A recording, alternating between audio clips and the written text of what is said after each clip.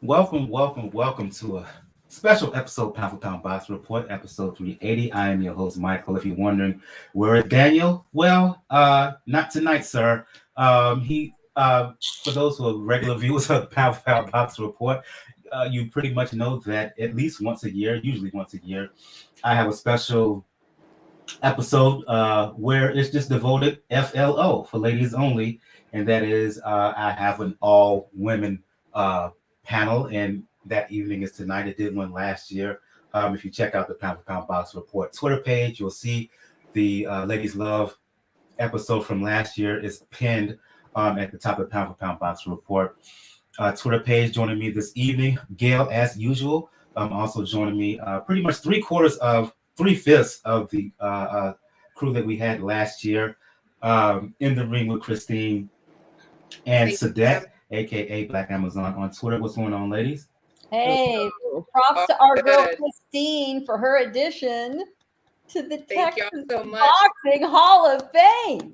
Congratulations. Congratulations. We're even more legit than we were last year. Right? Yeah, we're moving on up. We're all moving on up. Right. I appreciate that. Two things. Well done. For those who are new to Pound for Pound Box Report, live YouTube show, podcast, blog discussing all things boxing. The model is when boxing is good, we will talk about it. When it's bad, we will talk about it. Bottom line is, if it pertains to the sweet science, it will get discussed. If you want to find out any and all information about Pound for Pound Box Report, the site is the place to go to, p4pboxingreport.com.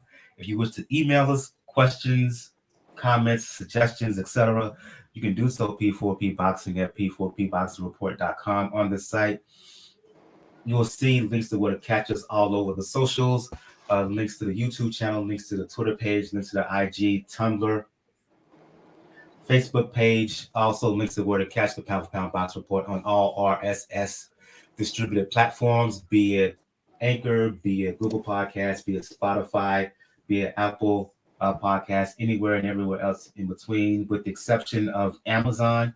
We're just about all over the place. Also, on the site, you'll find links to where you can donate. Let donation be the best nation. If you got some spare change and you would like to contribute, I don't care if it's $1, $2, $5. It will be greatly appreciated. Got PayPal and donation links. And last but certainly not least, as we're creeping up on the holidays, and we all like to grub, myself included. If you're looking to get yourself into shape, if you're looking to find a program that will help keep off the pounds, if you're looking to get your health and wellness game going, please check out the link to Beachbody On Demand's. Whatever your fitness goals are, Beachbody On Demand will have it. At the very least, please take advantage of the 14-day free trial, and that is, if you access that for 14 days, you get free access to any and all programs on Beachbody On Demand, be it Bar Blend, be it Pio, the P90X series 1, 2, and 3, which are still excellent. The Insanity Asylum series. If you really want to just challenge yourself, I advise you check out 6 Weeks of the Work. I'm doing that particular program right now. If you're looking to just lift weight and get brolic, please check out Lift 4. Or if you're looking for a boxing specific program, please check out 10 Rounds. Again, check out all those programs on my Beachbody On Demand link on the Pound for Pound Box Report site. Let's get things going here, ladies. Light weekend in terms of fights, but let's recap what took place in what I still call the StubHub. As you had Sebastian Fundora, shout out to Jazel Lopez, who's checking us out live on the live YouTube page. Appreciate it. If you have any comments, questions, please provide.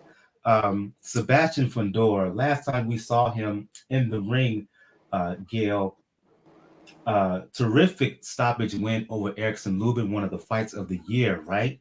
In the process, he won the interim belt at 154 pounds, WBC version, made his return to the ring against Carlos Ocampo. Hardcore heads may remember Ocampo for his fight against Errol Spence a few years ago. He lost. He got stopped in that fight. The impression that I got from this, Gail, and you can chime in as well, Christine and Sadet, is that while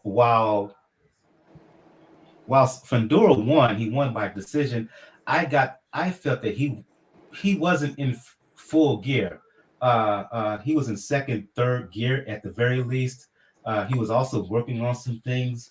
Fundora has a reputation, despite being such an anomaly. I call him the human stork in boxing gloves, right? 6'6", 154 pounds. But he has a reputation for being a pressure fighter, an inside fighter. In this fight, he did a little bit more boxing, right?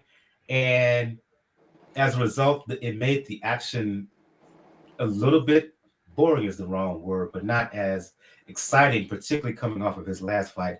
Your impressions of Fundora, do you think he was working on some things here? Oh, no doubt. And he admitted he was working on his boxing skills because his reach is insane. He's a super welterweight and his reach is just a few inches short of Tyson Fury. And his wingspan, which is, tip to tip, fingertip to fingertip, stretched, is longer than Tyson Fury. This is a guy at super welterweight who could make heavyweight someday, rival Roy Jones. Now, we need to pump the brakes. Right now, there's no indication he's quite there. But with that kind of reach, he does not need to get inside and bang. But that's what he likes to do. It's not exactly defensively responsible. It's really not the smartest thing to do. But he knows what the fans like. So he came out the first few rounds and he fought behind a jab, a fairly good one. Was not having any problem. But, he was tinkering. And once he got it out of his system, he said, screw it. And he just started banging away, which is exactly what the fans in Carson want to see. And that's a home field for him, being from the Coachella Valley. He knew it. And he said after the fight, listen, I know what the fans came for. I gave them what they wanted. Ocampo, did a far better job than he did against Spence. I mean, that was a one-round blowout. That was absolutely a horrible performance. And he admits he got caught. It happens. He's worked his way back. So he gave Fundora a lot to work with. But in the end, the scorecards were not all that close. It was way too much for us to expect another Lubin-style fight out of Fundora. That was a crazy, all-action fight. Tested both of them to the limit. This is the kind of fight Fundora needed right now. It'll be good for his development, even if, it wasn't the greatest thrill for those of us watching. Now, the obvious question is the future of Fundora, Christine and Sadet, right? He's interim champion, which means he's in line for the WBC belt at some point next year. Now you got Jermell Charlo, who's undisputed champion. He's going to fight Tim Tszyu January next year, right? From what you've seen, because I kind of throw this fight out the window because we didn't see Fundora at his A game. Based on what you've seen up until this point, right? Your assessment of Fundora, how do you think he would do against either Charlo or Tim Tszyu? Well, you said we didn't see him on his A game, and no disrespect to him, because anyone that gets in the ring, I give them full respect. But have we ever seen him on his A game? Not really. Honestly, this weekend, I have 8 sons. My 4th son got married, and then I had a congratulations ceremony to go to. So I did see the highlights, but I didn't. I wasn't heartbroken because it wasn't like I was missing, for me, like this big, amazing matchup. I've always wondered, as a coach, I always wonder what the training is like. Fundora cuts his punches off short. He should fight on the outside, not on the inside. What is his training like? What is his mitt work like? What is his bag work like? I'm always curious to see that because we have muscle memory. We have habits. We do things over and over again, and that's what we're going to do. Whatever you do on the bags in sparring is what you're going to do when you get on the big stage. So do I believe Fundora's a nice kid? Yes, he is. I want him to be whatever he wants to be, and he can. But do I believe he's going to be up there with the greats, not the way he's been performing. Like, I need to see something different. I need to see him use his range, long, mid distance. And then if someone comes in, okay, use short distance, but you don't have to be there. You have the advantage. So I don't know. I want to see more from him. I want to see some changes. And as Gail said, he said he was working on some things. I'm very curious. I'm going to go back and watch the full fight because it's not fair for me to assess because I haven't seen it. But I want to go back and see what I think he possibly could have been working on. And then I want to know what he was working on. That's just my coach boxing brain. A couple of comments here before I go to you, Sadat. Shout out to Lee Groves, a person Lee, that you and I, that Gail, Christine, Gail, and myself, we know very, very well. Gives y'all a shout out, says greetings to all. C. Manza says that I think Fundora has been successful thus far due to his height and reach traits. I am curious to see what Fundora will do against top level at this point. Same. Boxing and barbecue says he has a long way to go, in my opinion. I'll transition to you, Sadat, and if you want to chime in, Gail, as well. I'll say this for the record. I don't know how he will do against Tim Tszyu because he's such an unknown quantity, right? Spent all of his career in Australia. His last fight, he came to the United States against Gausha. Got put down in the first round, ended up beating Gausha, but I have to be honest here. I wasn't that impressed by what I saw from him in that fight. So it's up in the air. If you pinpoint me right now, I'd say Fundora beats Tszyu. Charlo, I think that's another proposition. Well, I think what you're alluding to, Christine, is that if you practice bad habits in the gym, those bad habits will stay in the fight, and it's very hard to improve them, right? Particularly if you're stubborn. Absolutely. And the things that you noted, the deficiencies that you noted in Fundora, Charlo would take advantage of, right? Say what you want about Charlo, but in Castano, particularly that second fight, he was terrific. The footwork was there, the jab was there, the ability to move not in a straight line, not in a straight center line, but go around in angles to catch Castano with shots to the head and body. Fundora leaves himself open, and Charlo could hit him with shots up and down all night long, particularly if he decides to use his brain to box. And at Charlo's range, because we know Fundora is not going to back up and use his range. So right now I'd say Charlo beats him. So I'll go to you, Sadat. Your thoughts on what you've seen of Fundora and how he would fare against particularly Charlo. I actually saw the whole thing, and I'm accustomed to watching the feet. How do you move? Where do you go? Are you up on your toes? If it feels like a lot of plant, whatever, I'm not excited by you. It's interesting to watch you. I'm rooting for you.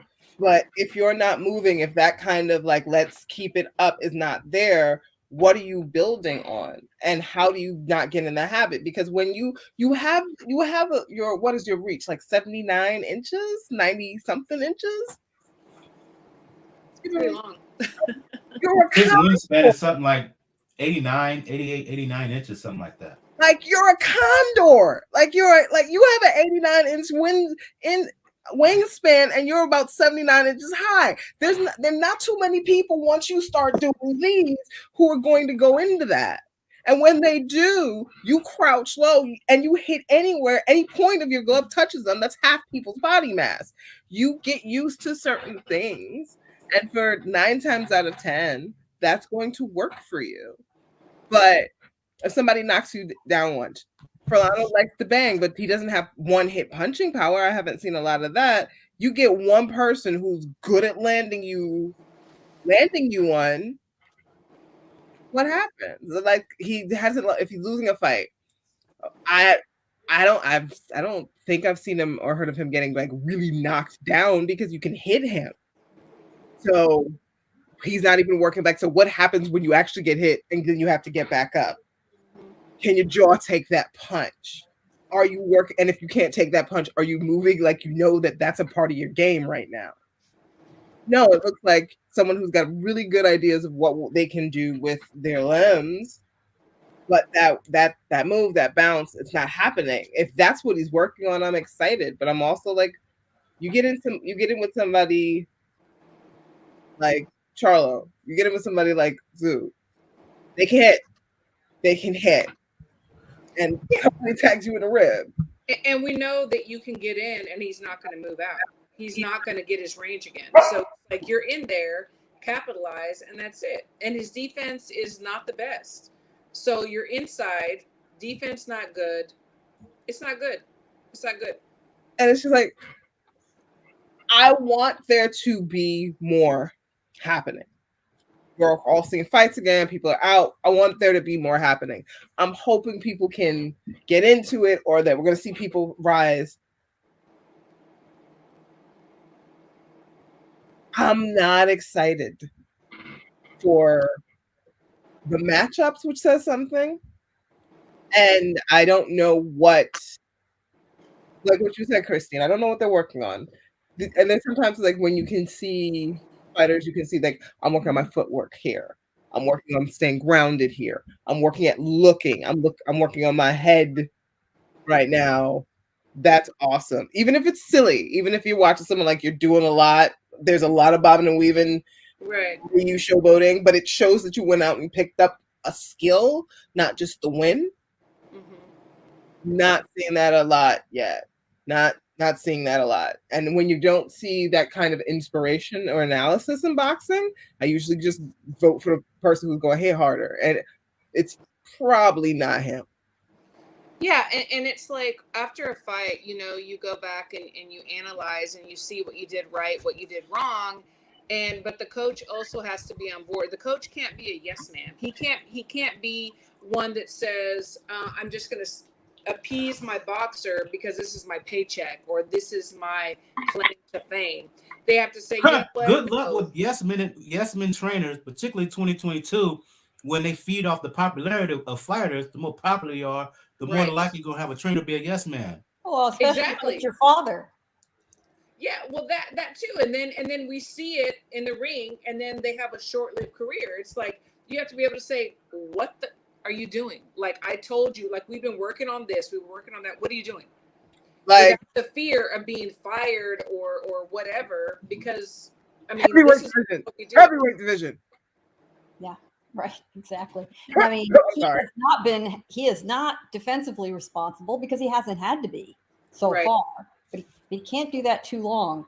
There was a glimmer of hope, though. There was a glimmer in the Lubin fight because he did get cracked. He was getting battered around. Mm-hmm. The one thing I really liked, which tells me there is potential, is instead of standing in there and letting Lubin batter him, he took a knee.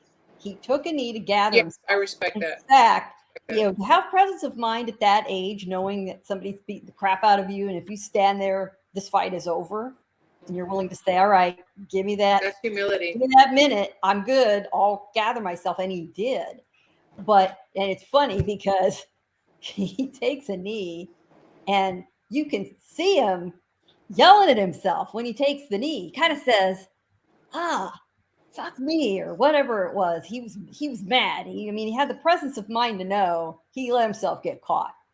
That's just like Sean Porter with Terrence Crawford. Yes, if you have the presence of mind to handle your business and get through those moments, you can learn. He showed me he could learn something that he's capable enough of thinking in the ring. But he is young. He hasn't had to be tested so far because, you know, he is just a physical freak. And, you know, every interview the poor guy does, I start feeling sorry for him. Everybody asks him, well, you know, what do you eat? And how do you train? And do you eat breakfast on the day of the weigh-in? And I'm like, okay, we get it. He's a tall, thin dude. We get that. Let's talk about where do you take those unusual attributes. How do you what do you do with them? work for you? Yeah, That's what he needs to do. And I gather those first 3 rounds, he really was trying to learn how to snap that jab at the end of that. I mean, if he can do it, well, and the thing is, no one will be able to touch it. And that's not where you learn. It's like that should be in the gym. That should be in the sparring. That should be in all your training. You don't like any coach that like says something that the boxer is not used to, like out of the ordinary. Oh, you need to do this. Well, we haven't practiced that. So it's like, you know, you have to have your mind. It's like the things that we work on. You study your opponent. The things that we work on, those are the things that you say in the corner. 1, 2 simple things. Nothing overwhelming. And don't say anything new because they're like, what? And then they go out there like confused. And you have to have your mind.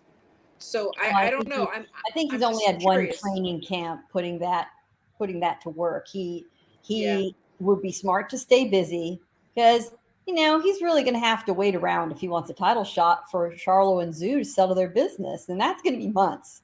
So he talked about wanting to get back in the ring in January. You know, it'll have to be sort of a stay busy fight.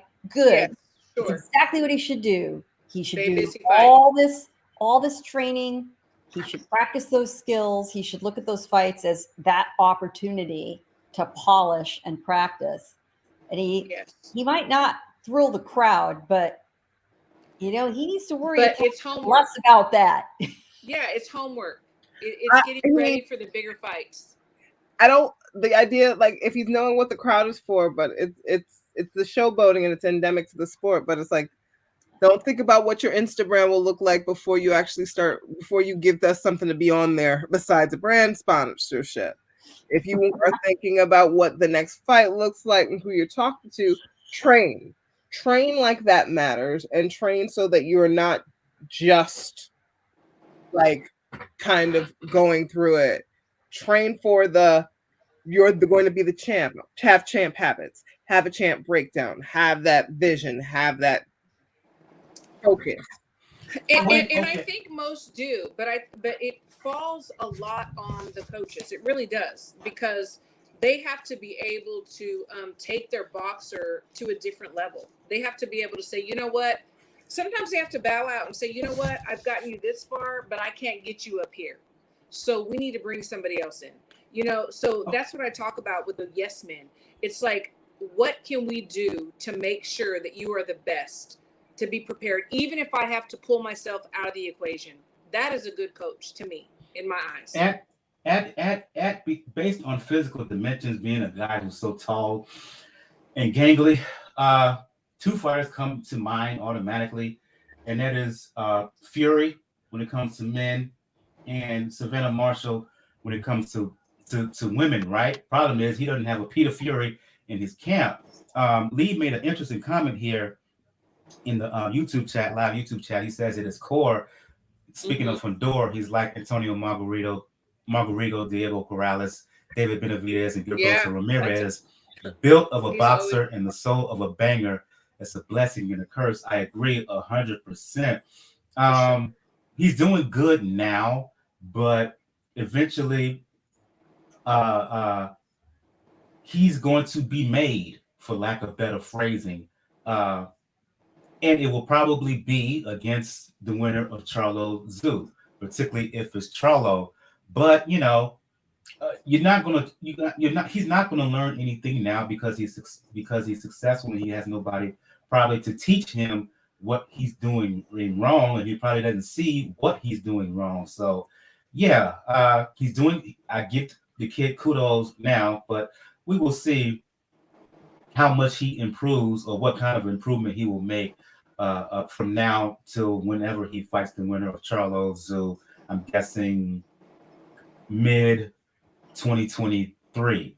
On the undercard here, you had fighting the lower weight divisions, 115 pounds to be specific. March this year, long reigning junior bantamweight champion Jerwin Ancajas was upset, losing a decision to Fernando Martinez. Martinez didn't just get a simple win, Christine. He beat him up, right? There were rumors that Ancajas, it was rumors that Ancajas had issues making weight. They fought again on the undercard here, and kind of similar script. Ancajas got off to a good start early, but over time, it was rinse and repeat for much of the first fight.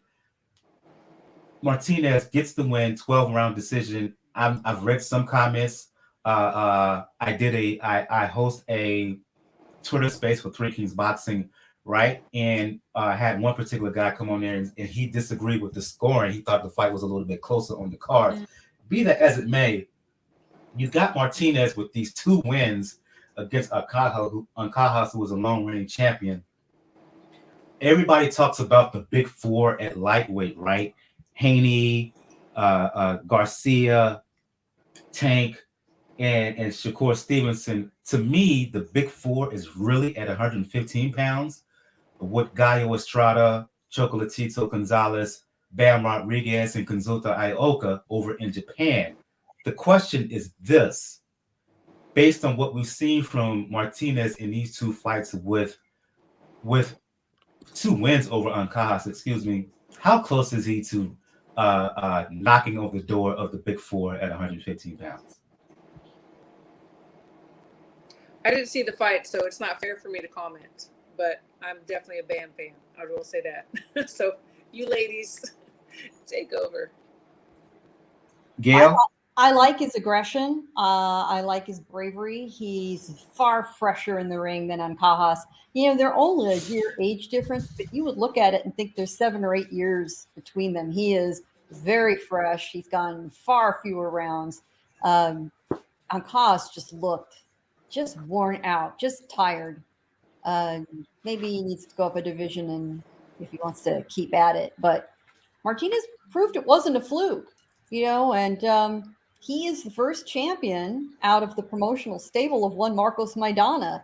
Maidana, who's living his best life outside boxing, let me tell you, outside the ring, he was elated, flying the flag and wearing that crazy Gucci jacket. Chino out here in these streets looking like a true gangster and living his best life. I ain't mad at him. You gotta love El Chino. But they aren't dissimilar fighters, actually. There's a reason, I'm sure, that Marcos signed him. Do I think he beats the elite? Do I think he beats Bam or Chocolatito? No. Do I think he can beat Cuadras? Yeah. Julio Cesar Martinez if he comes up again? Anyway, yeah. Estrada? I think Estrada beats him, but I think he pushes him. But why not? These guys in the lower weight divisions, they go for it. They're hell-bent for leather. They have nothing to lose. They are not afraid of zeros. And that's why the competition in those divisions is so damn good. He's got a belt. If he wants to take it out for a spin, you go for it, man. I'll back that up 100%. He absolutely has nothing to lose. And it just sets up a new, fresh round of rematches as sort of the senior guard, the original 4 sort of age out. I'm not even sure if Soreng Basai is coming back. I think he maybe takes a farewell fight in Thailand and calls it a day. So this is the next generation. Agreed. I'm loving it. Quick word on this, Sadat. I only saw bits and pieces of it, so I don't want to go too in depth with that, but he came out ready to go. There was I'm here. There was an awareness, good head movement, feet were nice. There's a lot that can happen, but he can do very well and support himself for a little bit while he's going around. And he's going to be fun to watch while doing it because he is working on with that energy. So even if he doesn't fully take it all, everybody needs to go through him. Anybody's path to winning is going to go through him. And that can happen 2 or 3 times. So why not?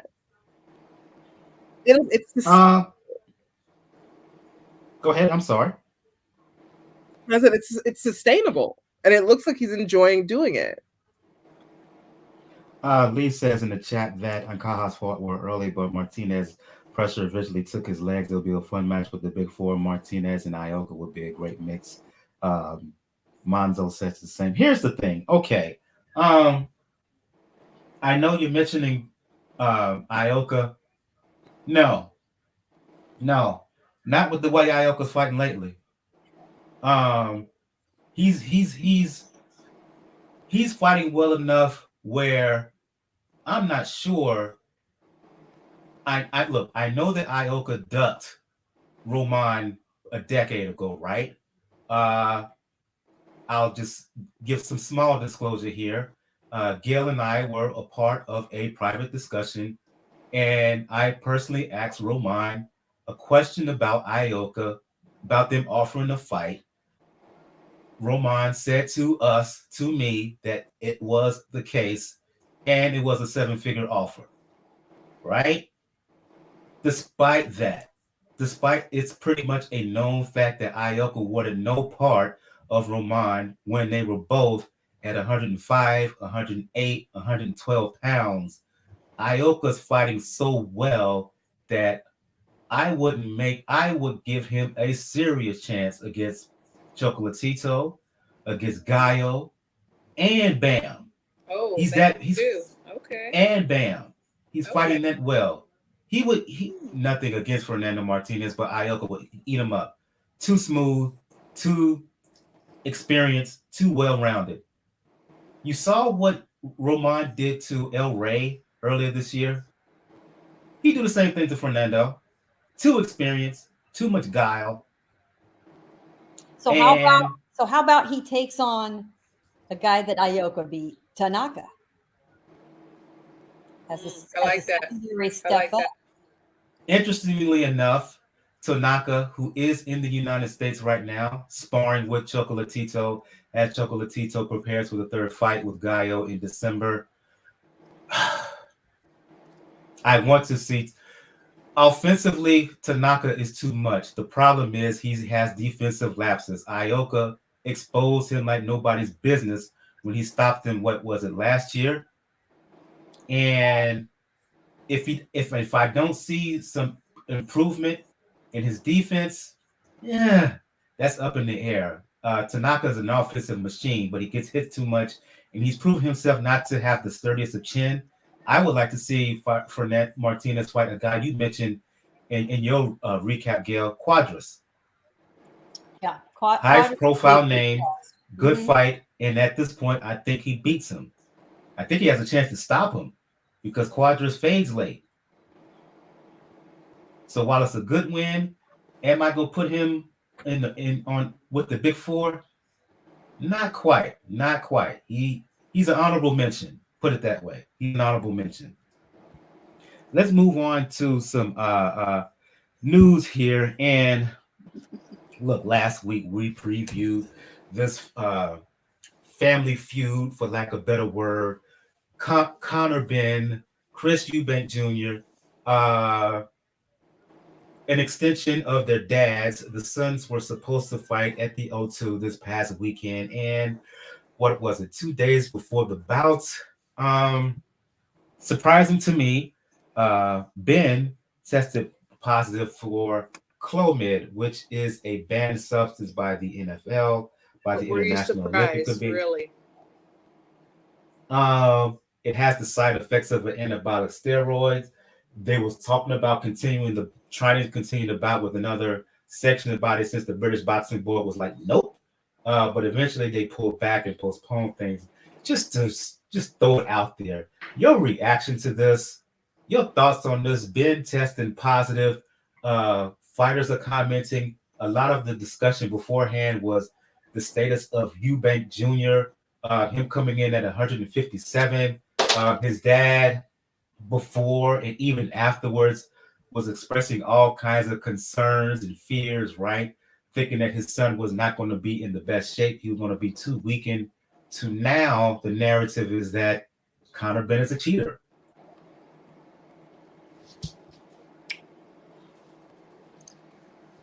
You Anyone?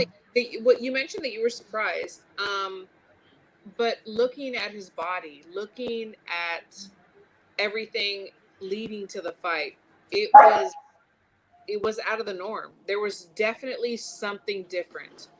I won't mention names, but I had a fighter and we fought for a world title, and the other person was most definitely on PEDs. There are many signs. One of the signs, I mean, look at his neck, look at his body, look at everything. I was like, there's something going on here. And Benn is not known to be a puncher, but he needed to be a puncher, to beat Eubank. I From the beginning, when I first started seeing him, I was just like, there's something going on here. So I was not surprised when everything came out. I'll tell you who is really salty and speaking out and in a position to know what he's talking about, unlike most other boxers and previous opponents, is Chris Algieri. Who's a registered master's degree dietitian. Yes, I like Chris. Absolute expert. Yes. He is now a co-host with Dan Canobio on the John Boy Media CompuBox fueled podcast that they do. And he was on the show within 24 hours of this hitting the news and, trying to process. And then he's been interviewed several times since. He's alluded to. And for some backstory, excuse me, Gail, for folks who do not know, Algieri fought Benn last year, and Benn iced him out basically with one shot, knocked him cold. Four rounds, crushed him. Yeah. This is the guy who stood up against Ruslan Provodnikov, who's never been destroyed in a fight like that ever. And he alluded to the fact that, as you just said, Christine, when you're in the business, and if you pledge to fight clean, and you would rather give your best, do your best in an honest effort. He said, I just told myself I was going to have to do those extra push-ups and be ready. And, it was just at that point, not enough. But this fight was just a perversion of what boxing is supposed to be in the first place. Great. So in the United States, we have a really hard time grasping, the cultural allure of this fight. The sons of these two revered British boxing greats, right? Beloved by the public there.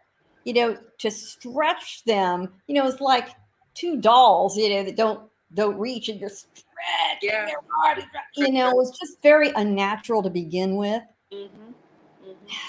Why are we surprised? You're asking one guy to weight drain himself to extreme and the other guy to try to bulk up enough to stand up to whatever he's got to offer. Ask Amir Khan, ask Kell Brook, how well all that went when you went up in weight against bigger punchers. Exactly. Not really well. So it was, I get it. It's a big payday. It's a huge accomplishment and advancement for whoever wins. They're both willing to roll the dice. Unfortunately, one guy decided to load his dice. For now, and here is the outrage that every boxing fan should feel. Everybody involved in the sport. It would have never come to light if not for a reporter for the Guardian newspaper in Great Britain. The promoters didn't volunteer this. The fighter camps didn't volunteer this. No, they won't. The doping agencies, the testing agencies don't. And that's not their role, by the way. No. They're hired. They are commercial contractors to the promoters or whoever hires them. They answer to them. They do not answer to commissions or the public or anything else. So the fault lies. It's confidential. The fault lies with the promoters who are going to try to wiggle their way around this. The fighter camps, under the table. I can't imagine that Eubank's team knew about it, or if they probably didn't. They probably didn't. Couldn't have, because they would have blown the whistle. Don't you think they would have sounded off? They absolutely did not. Everything was. I can't imagine he would have felt that confident to say, "Listen, we're going to let it go on." No. Too much money, too much at stake. No, it would not. So, this is a substance that you don't get by eating, tainted tacos in Mexico. I mean, Absolutely not. the clenbuterol busts we've seen over the years, there's at least a plausible excuse. We could believe them or not, but there is reasonable doubt, right? In American courts, that's enough to say, we're going to give you another chance. Straighten up. In this case, there's absolutely no reason that should have been anywhere near him except to cover up coming down from doing steroids and maintaining the testosterone level that would normally just, plummet off the cliff if he's, clearing him out of the system. So the fight right now is postponed. Yes, Postponed. What do we think in 3 more months they're going to put it back on the calendar? No, he should be suspended. Absolutely. And in this case, I would certainly want at least a year to make it hurt. Yes, absolutely. And this is why I will say this too. I have been involved in fights where one manager knew what was going on, but did not relay it to the fighter. And so weigh-in day is when they find out, but the manager has known. So we don't know what goes on. I mean, things like this, they happen, unfortunately. Anything is possible.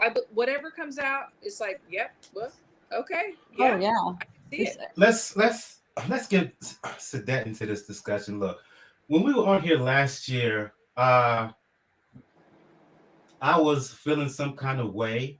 It was right after Oscar Valdez was allowed to fight against Conceição, right? And I was feeling some kind of way that it was allowed to happen, right? This is not the first, whether it's him, whether it's Benn, it's not the first instance that we heard of boxers taking illegal substances, whatever.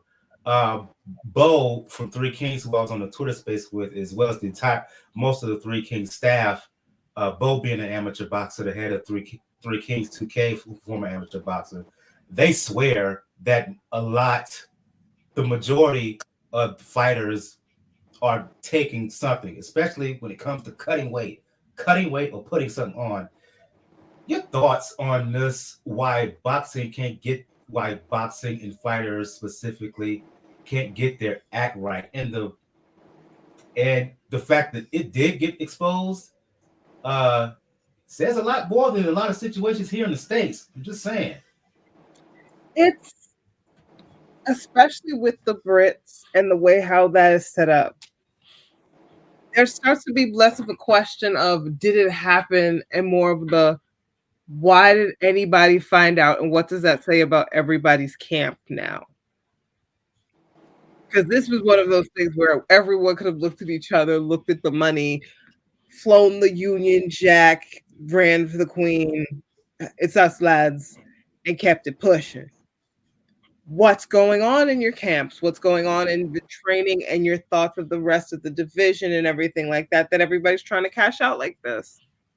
Like who wants to get a big payday because they don't think that they would survive a year-long suspension? Who wants to finally be able to eat like a normal human again? DAZN as a company, giving that money issues behind the scenes. There are so many touch points where we could have had a consensus, brethren, all of us, about what needed to happen. And that didn't happen. And then the next is, what are the dominoes of it? So what are the other camps saying? If he was going to come up to my weight class within 6 months, we could get this deal, versus who's saying, look, he's not going to have another 2 years in him. This might be a second to last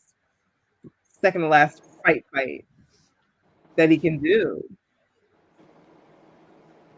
It's not happening. So there are bigger concerns for me in some of this that need to be answered. And if those concerns are happening in your camp right now, I'm also concerned about what that fight would look like no matter what happens. All of us are going to be suspicious. He could be clean as a whistle, and we're all, what are we all going to think about when we see this fight?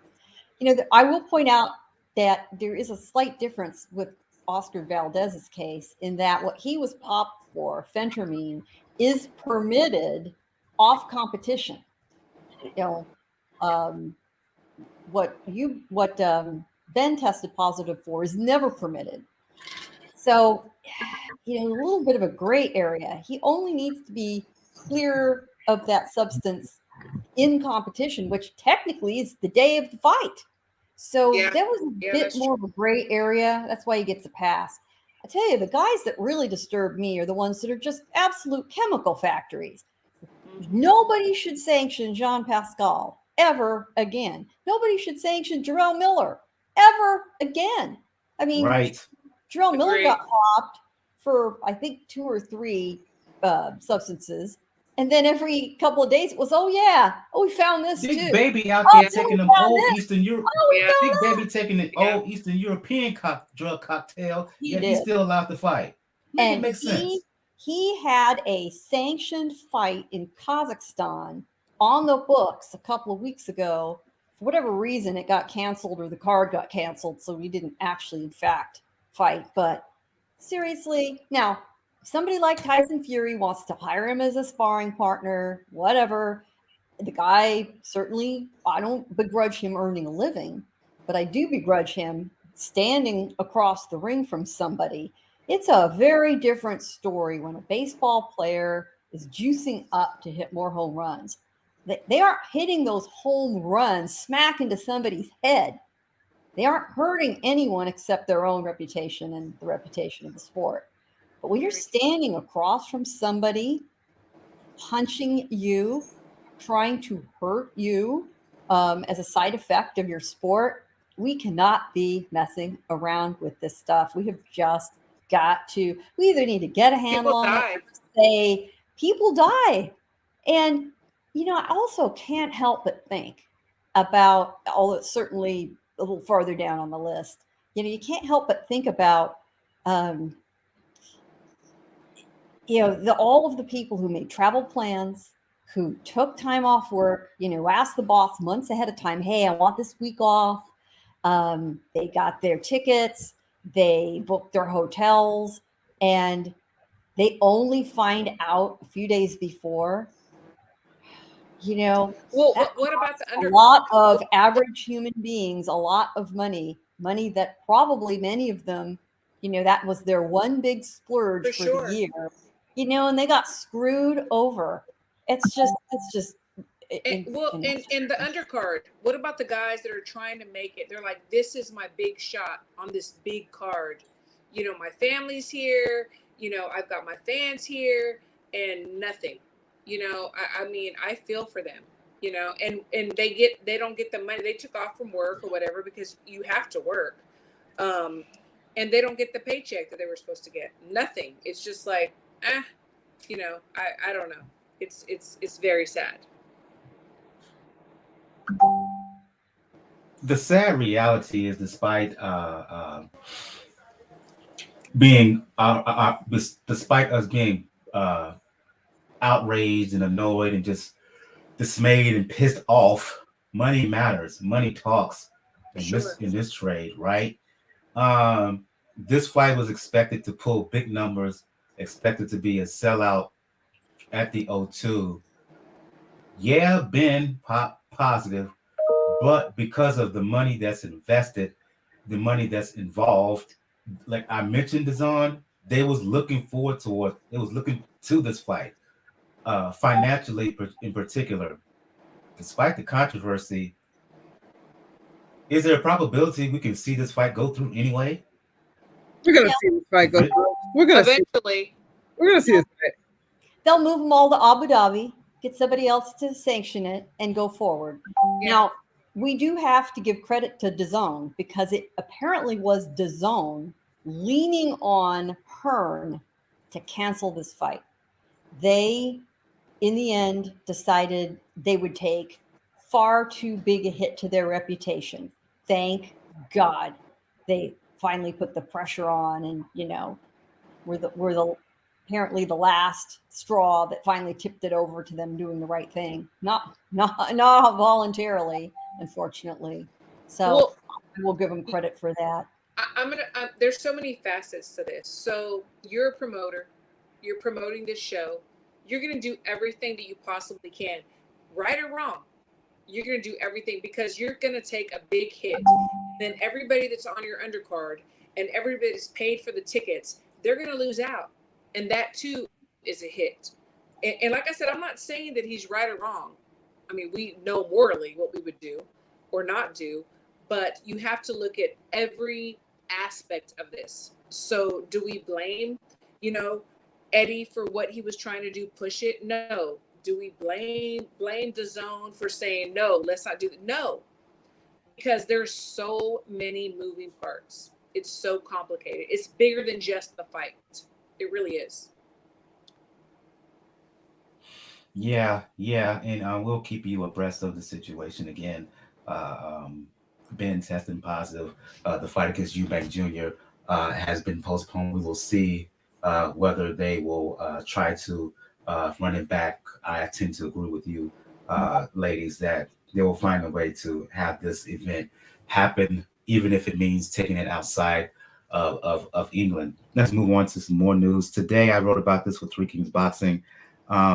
In an interview with IFL TV, Frank Warren, who's the co-promoter of Tyson Fury, disclosed, which we all pretty much knew, and that is that Fury is going to return to the ring on December the 3rd to fight Derek Chisora for a third time. The thing that interested me was that within the conversation, Warren said that he is hopeful, he is optimistic that a fight between Fury and Usyk will happen February 2023. Now we know the situation after Usyk defeated Joshua in the rematch this past August.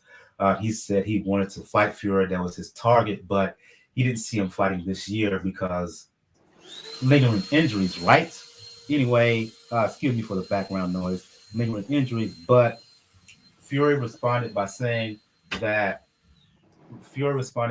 basically Balderdash taunted Usyk in a series of posts on social media. Your thoughts on what Warren had to say in terms of a possible fight with Usyk, assuming he gets back past Chisora? We all expect him to do it. Let's be clear about that. Do you think we will see a fight between Oleksandr Usyk and Tyson Fury early 2023? And this is for anyone who wants to respond. Well, assuming that Oleksandr Usyk survives a real war in his country. The conflict between Russia and Ukraine has to be taken into account. His family is there. This is his nation under siege. It's just a little bit distracting. I know he's the heavyweight champion of the world. If it is not until middle or the end of 2023, given the circumstances, I'm not going to be too pained by that. But in the meantime, really, Chisora, that's the best you could do, Tyson, to keep busy. If Usyk is not an available option, that's your only other option. Well, I mean, really? it's I mean, let's face it, it's substandard, but the other alternative was manual char. That ain't that much better. That's worse. Well, right. It's really just ridiculous. Fight Daniel Dubois.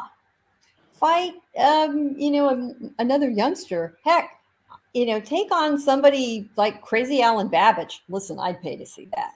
I'd pay to see that. Your favorite. No, yeah, right. I mean, just nutty. I mean, we've heard some crazy rumors about Chris Areola getting a big fight. I'm not sure what I think about that. Put Andy Ruiz in front of him, for Pete's sake. What I do not need or want to see is Fury Wilder 4. Just at least spare me for that. Yeah. And I'm not mad at the Chisora fight. I'm really not. It's like, I think that after a long layoff and retirement or whatever, you come back, you get a tune-up fight, and I think that's the perfect tune-up fight for him. Usyk Fury, to me, is almost like Spence Crawford. Like, that is like the fight.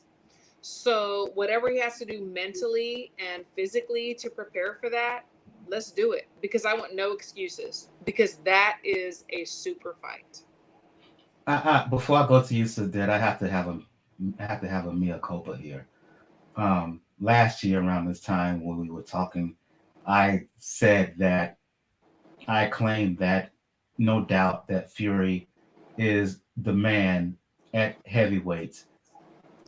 A year later, I have to admit I changed my mind. Um,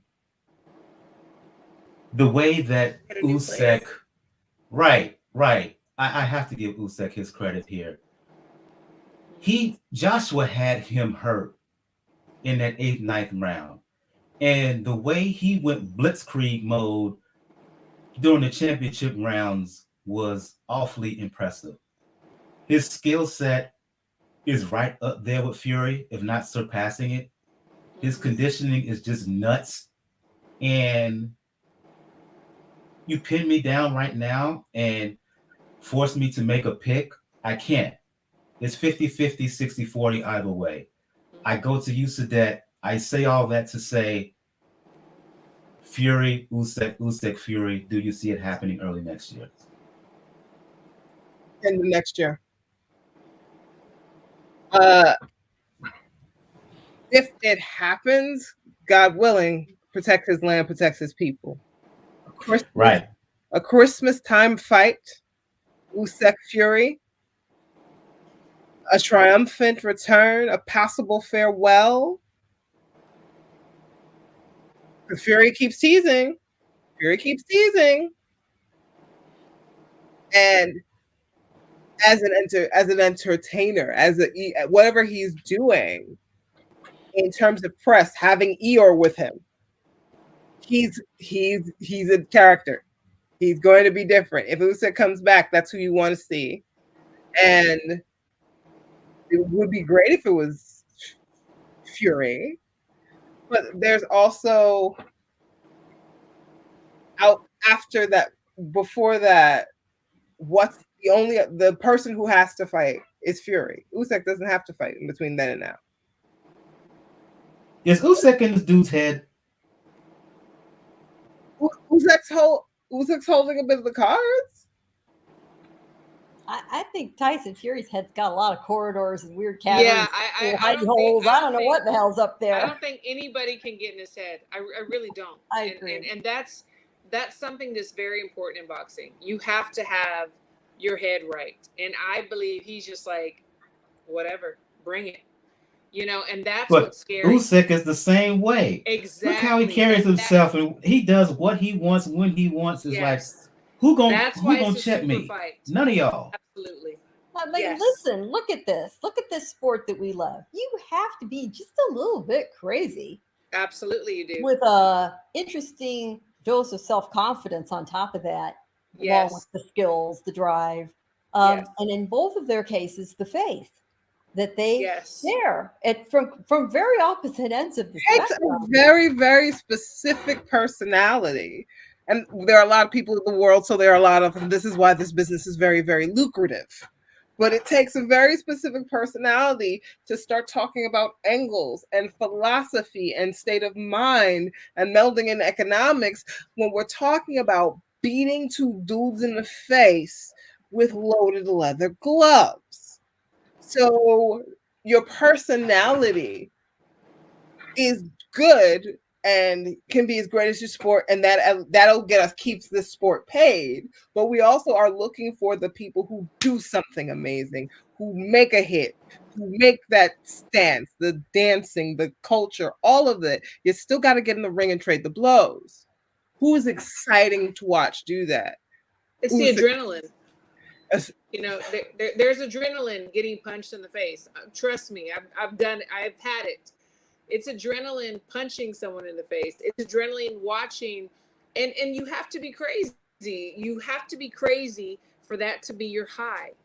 But it is what it is. And we as fans and watching, it's an adrenaline rush. It is. It is what it is. You know, that's exactly what it is.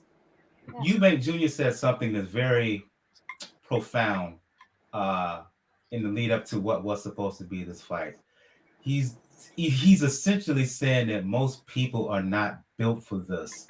And the scenario he brought up is how many people are willing to make that ring walk, right?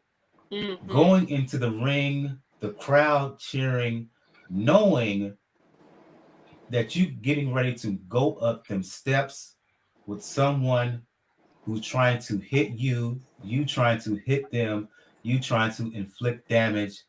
That fear for that, because it is a certain kind of a fear, that anxiety, that anticipation. Most people are not built or not don't have that in them, and that's what you're referring to. We're all a little bit twisted. We have to be. Yeah. How do we explain this to our non-boxing fan friends? It's tough, we're right? Violent.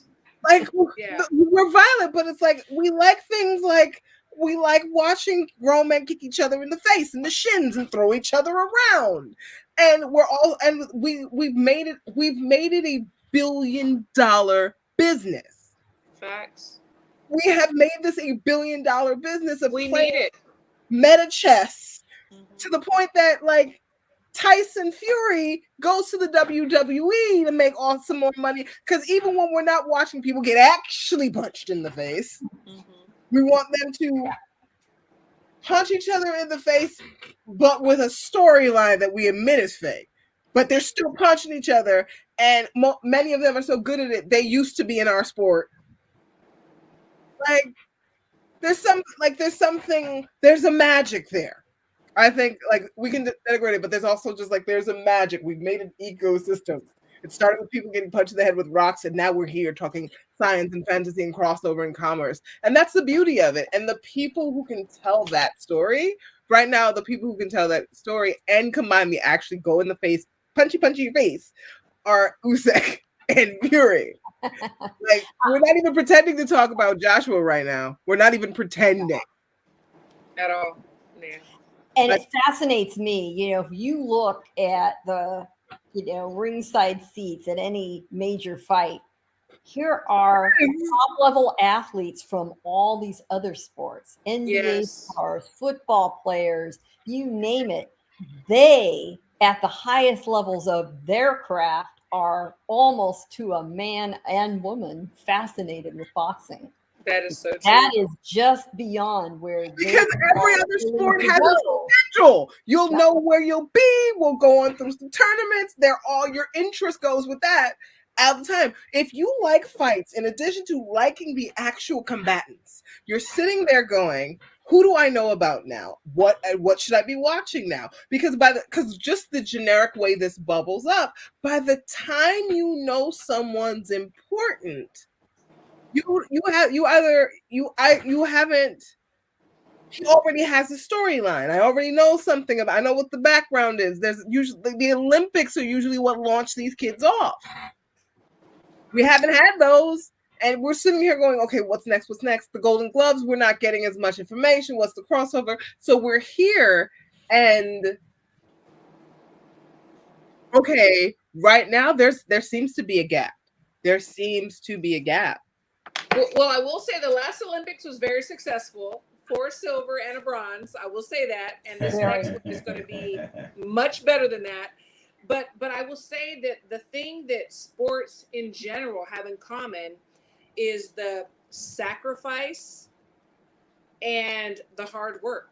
It's like you cannot be in any sport and be at a top level without some kind of sacrifice, So they're like, okay, it's a different kind of sacrifice. It's a different kind of putting your a family and your job or your girlfriend, your boyfriend, whatever aside, and you live for this. So I think that draws other people that are in different sports, but then these guys are punching each other in the face. So it's like, hell yeah, That's an element of risk. They're fascinated by it, they can go out on a stretcher.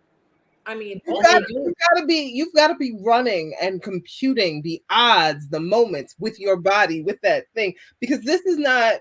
We got very into CrossFit and a lot of things where you just had to beat yourself. in some Mhm, things. mhm. I can go faster, I can train harder, I can do that, but there's no combat there. With combat, you literally like, we're going to do all of that and get punchy in the facey. Yeah, So you you have someone are thinking about their you lives. back. Yeah, you're not And just then 10 years later, yeah. and for the love of the sport, trying to make every single moment count because you only have about so many fights. So there's it's exciting, but right now, like that little crossover, I'm looking for the story, and there's not, and the redemption arcs of the people who lost belts went away. We don't have a lot of ones that. The last one I think was Garcia. Like they don't look good enough to be mounting really big comebacks. And you can do all of that. Well, let me say a slight pushback. You can be uber talented and be very, very successful, right?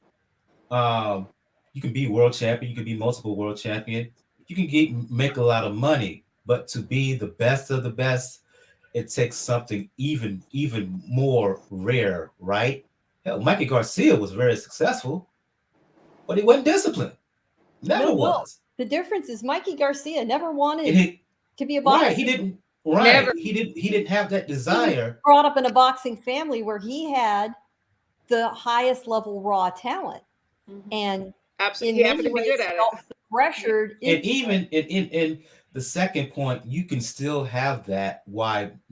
And this is what makes the sport so dangerous and so unpredictable.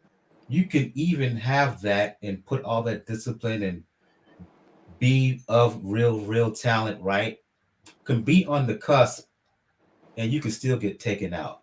Not just get knocked out in an individual fight, but have your Absolutely. career end. Sure. you can get Michael injured Watson. in training. Michael Watson's second bout with Eubank, September 1991. Eubank Sr. On the verge of knocking Eubank out, put him on the deck. Eubank gets up, hit him with one uppercut. The fight was over. His career was over. Watson was in a coma for 40 days, right? Gerald McClellan was a killer. He was on the verge of knocking Benn out in the first round of that fight in 95. 9 rounds later, look what happened. Tyson Fury So, was 3 seconds from us never having this conversation tonight about him, but got off the deck after Wilder flattened him. Yep. And nobody and proceeded to thought get it was up, going to happen. got a draw, and just proceeded in the next 2 fights to beat Wilder's ass. With a vengeance. Beat his ass for 2 straight fights. So, yeah. That's Let why me we go love get some comments on here before we get to the fights, because this kind of analytical discussion you don't hear on many of these. I ain't gonna say all, because you will hear it on Christine's show. Gotta give it to her on that, but you won't hear it on a lot of these YouTube shows, right? But some comments here before we move on. From Lee, and if you're listening live on YouTube, make sure to hit that like button. Make sure to hit that subscribe button. It'll help the overall algorithm to get closer to being monetized. I gotta put that out there, right? Lee says, my stance on Spence, Crawford, and Fury Usyk. I believe it when I see it. It's easier to make arm control deal with the U.S. and Russia and the old Soviet Union than it is to make fights. He went on to say it's easier to memorize the value of pi in a million places. Man, look. It's I love easier you, to Lee. memorize the value of pi to a million places than He's it is probably to make done this, big though. fights in boxing. Right. He's absolutely right. But the He went on to funny say, part 'cause about it is, to me, is that the truth of that stands for is I let all of us in this room believe this one thing that I'm about to say. I believe I'll see Fury Usyk before I see Spence Crawford. Facts. Mm. Facts. Okay. Yep. Okay. Yep. Yes. Yes, I ma'am. know that's Because hard Lee's for you all to going- hear out Lee- there. Like Lee, I know Fury Usyk actually want to fight each other. There's just a whole political thing happening. You know what? I truly believe that Spence and Crawford want to fight each other. It's the powers that be. The thing is it's so political. And it is who you know, what you know. And that's why some of these guys that are on TV and fighting these guys, we're like, why are they fighting? Who you know, what you know, making the deals behind the scenes. There's so much that goes on. They want to fight each other. Neither one of them are scared. They're warriors. They're boxers. It's the other people that are in charge. That's what it is. So, that's the power of boxing, is that we are more confident in an actual geopolitical uncertainty in one big fight, because we know if he can do it, both them boys want at each other. They go into a room and the only thing they say is make sure we come out with a fight. They'll pageant, they'll do their thing. Mm-hmm. They're going to get in there and fight. And they're going to at each other, whatever we think about the various methods. I think sometimes Tyson kind of rugged man's it in the woods, but luxury a little different, a little too much. Usyk does science, but you're going to have that. I know that will happen. Spence Crawford, they're going to be politicking. They're going to be trying to work out deals. They'll be trying to move this and up and down and try to get whatever advantages. And it'll have nothing to do necessarily with the closest to the people in the fight. These dudes, and I want to use another word, so I'm going to be politically correct here. These dudes, they need not F this up. They should not F this up. How are you going to have Leonard was 25, Hearns was 22, 23. At their primes, approaching their primes, and they were able to make that fight happen in 81. And this is after Quiet is Kept. The fight was first proposed to Leonard in 1980. He was like, nah, let's hold, and not him, but Angelo Dundee was like, nah, let's hold it off. All these great fights that we saw in the 80s and even in the 90s, you telling me that Whitaker could fight Chavez, given the tension between Duva and King? Whitaker was willing to go to San Antonio, 60,000 folks basically close to Chavez's backyard. They fight, and these two cats can't come to a deal. You know, I'm going to say something that is like totally off the boxing topic. These guys, they don't have to fight because they have people around them and they have the boxing brain. They have the business brain to have invested in other things. So it's like, you know what? The guys back in the days, unfortunately, they had to box to get their money, to pay their bills or whatever. But there are a few that have invested in other things. And I've heard it. I've heard these big names say, I don't have to fight. Like, I have property here.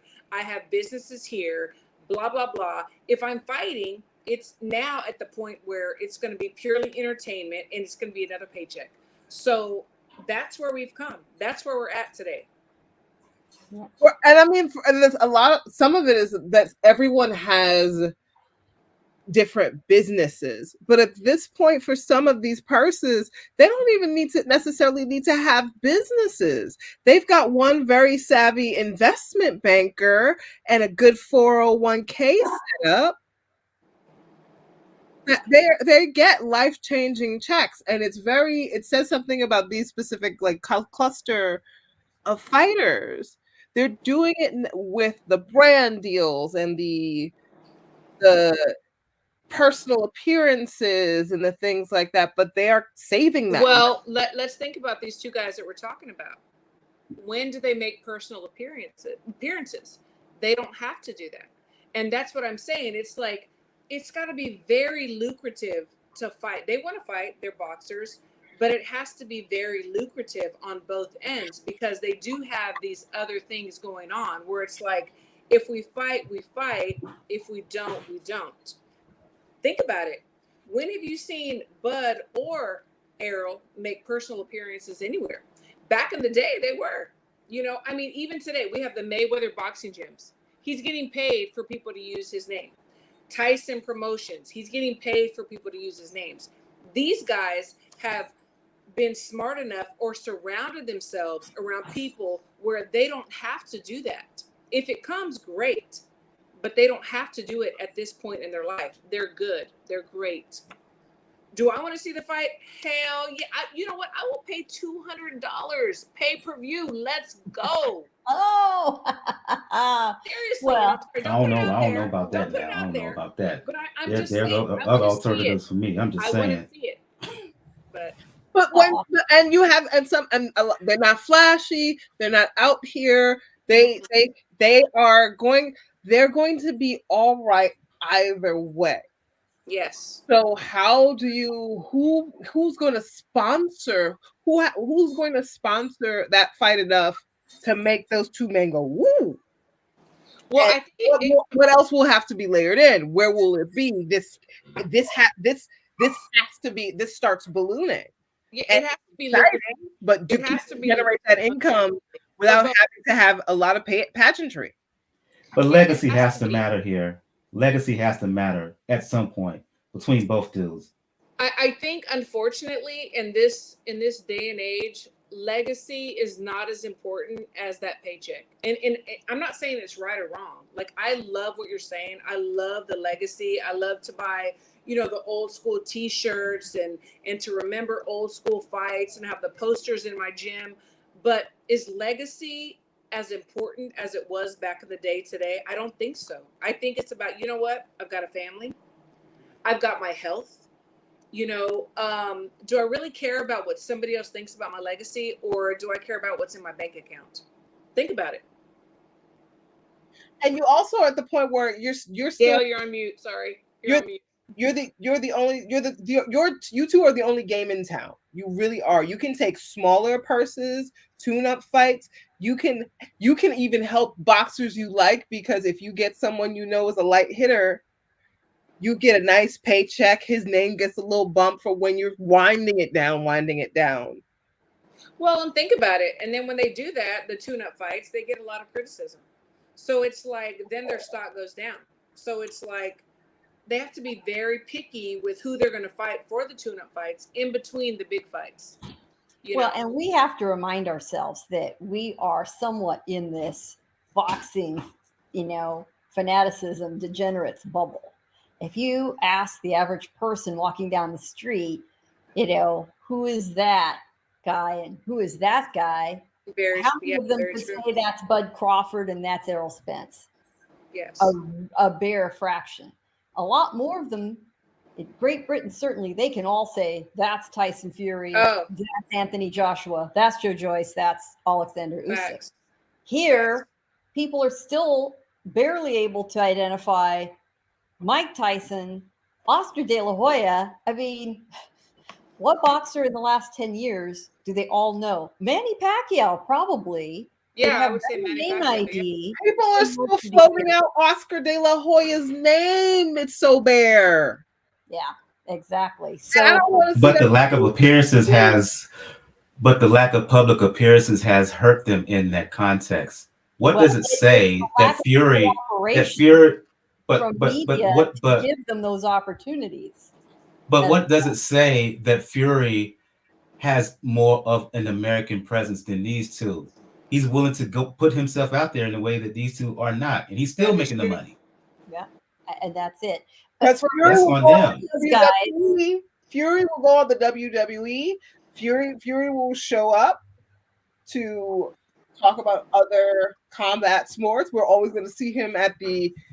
We're not only going to see Fury at WWE. We might get to see him at UFC. And let's face it here. This is his mindset, and he's turned it into a really lucrative role for him. And let's face it here. Let's face it, privately, we know when it comes to Crawford in particular, he's been given opportunities that he's been unwilling to take advantage of.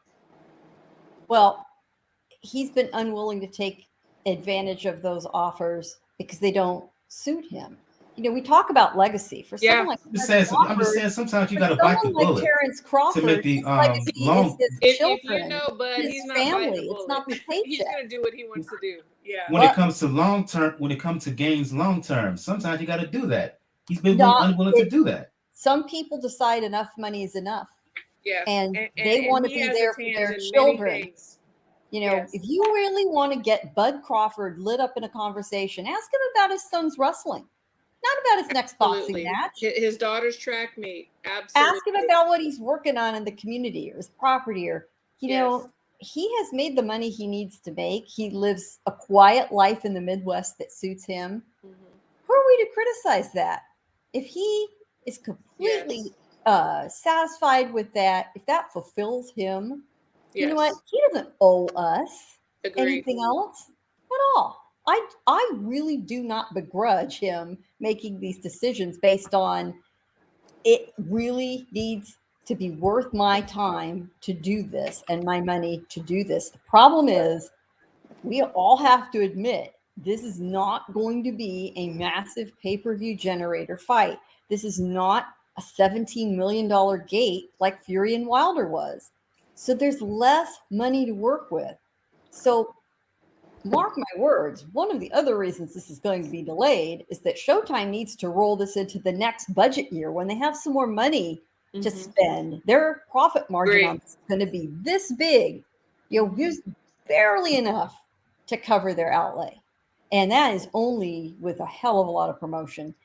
People are just not willing to pay. You're going to pay your $200. Bravo, good for you. That's great. But I'm not. Yeah. Even Tank Davis, who can definitely put butts in seats, is only putting about 200,000, 250,000 buys into his pay-per-views. That's true. Yeah, that's true. When's the last time you had a $500,000 pay or 500 buy pay-per-view, 500K pay-per-view buy in this country? Well, the thing is, Mayweather Pacquiao. Today, promoters want the boxers to promote themselves. Like, we don't hear about fights until the week of, 2 weeks before, whatever. Back in the day, it was like the promoters were on it, and there's some, I don't know, some guys that can really promote themselves. They have that exuberant personality and they can just really get it. And then there's some that all they can do is fight. They just want to fight.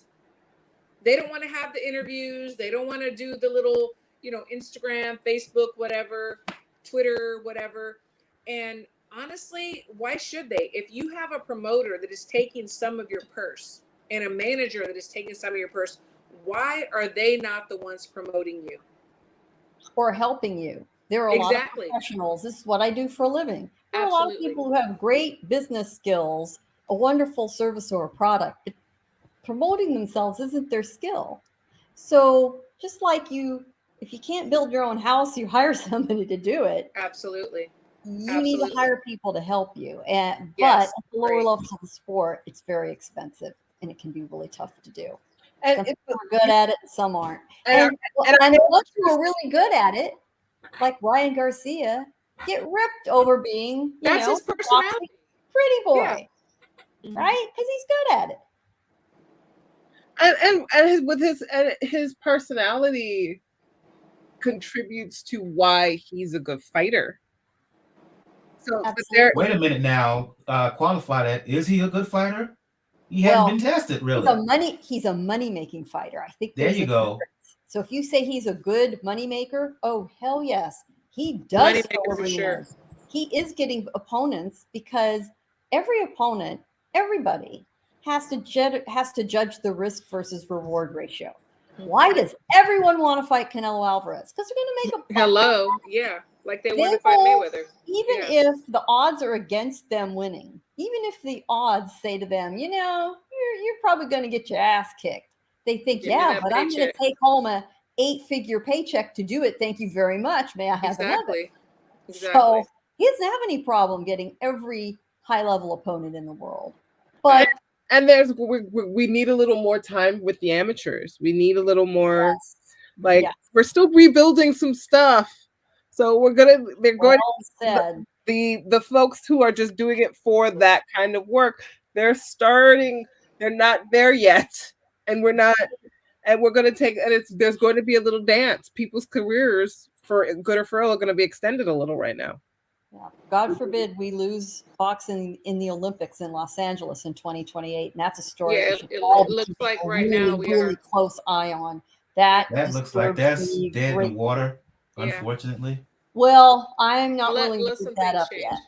Yeah, I'm not giving up.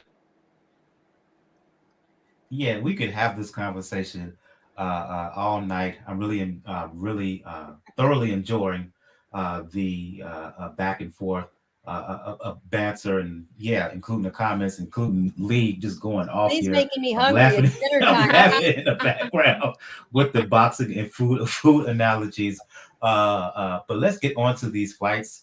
We're going to save the best for last, and that is the ladies fighting over in England. But before that, we're gonna let's focus on the return of the Bomb Squad, and I'm going to kind of split these fights up here. Going to you, Christine. We all remember the last time we saw Fury in the ring. Exciting fight with Tyson Fury Wilder. What was it? 5 knockdowns in that fight total. Was it a thrilling fight? Yeah. Do I think it was the greatest of fights and all that? Yeah, I push back against that, right? Anyway, the thing that we talked about last time was Wilder's conditioning, right? He put on a bunch of muscle during that. In the lead up to that, he was close to 240. He returned to the ring on the 15th against Helenius at Barclays. And based on pictures, it's obvious he's taken a lot of that muscle off back to the slim, sinewy build that we're used to seeing.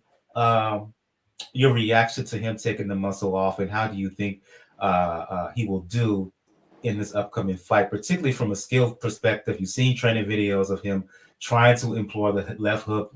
Not the greatest looking left hook, let's be honest here, but still, do you think that Wilder has learned anything from those back-to-back fights against Tyson Fury? Like we said, people's careers are being a little extended now, and he still wants to be in the conversation. And for him to be in the conversation, he has to be on the ball.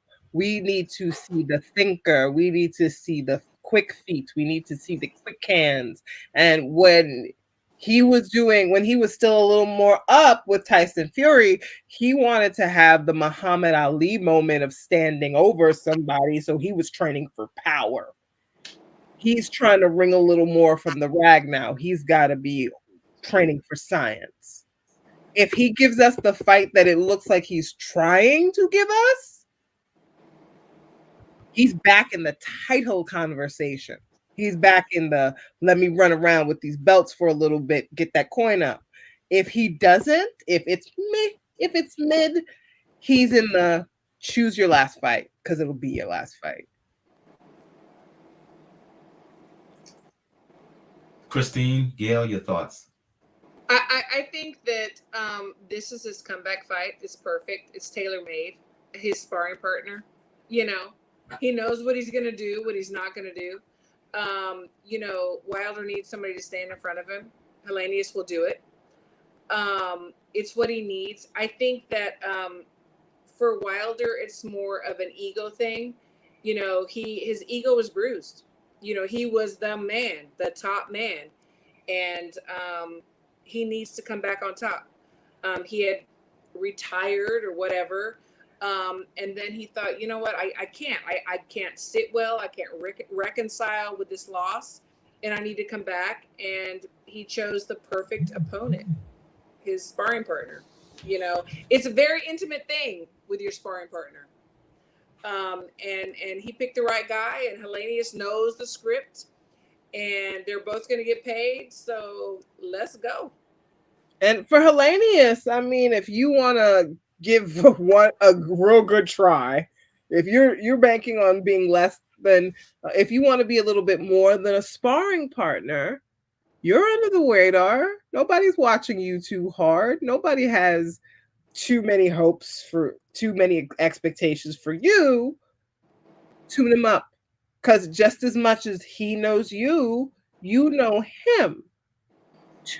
He does that. He's going. He's your sparring partner. He doesn't see how you train.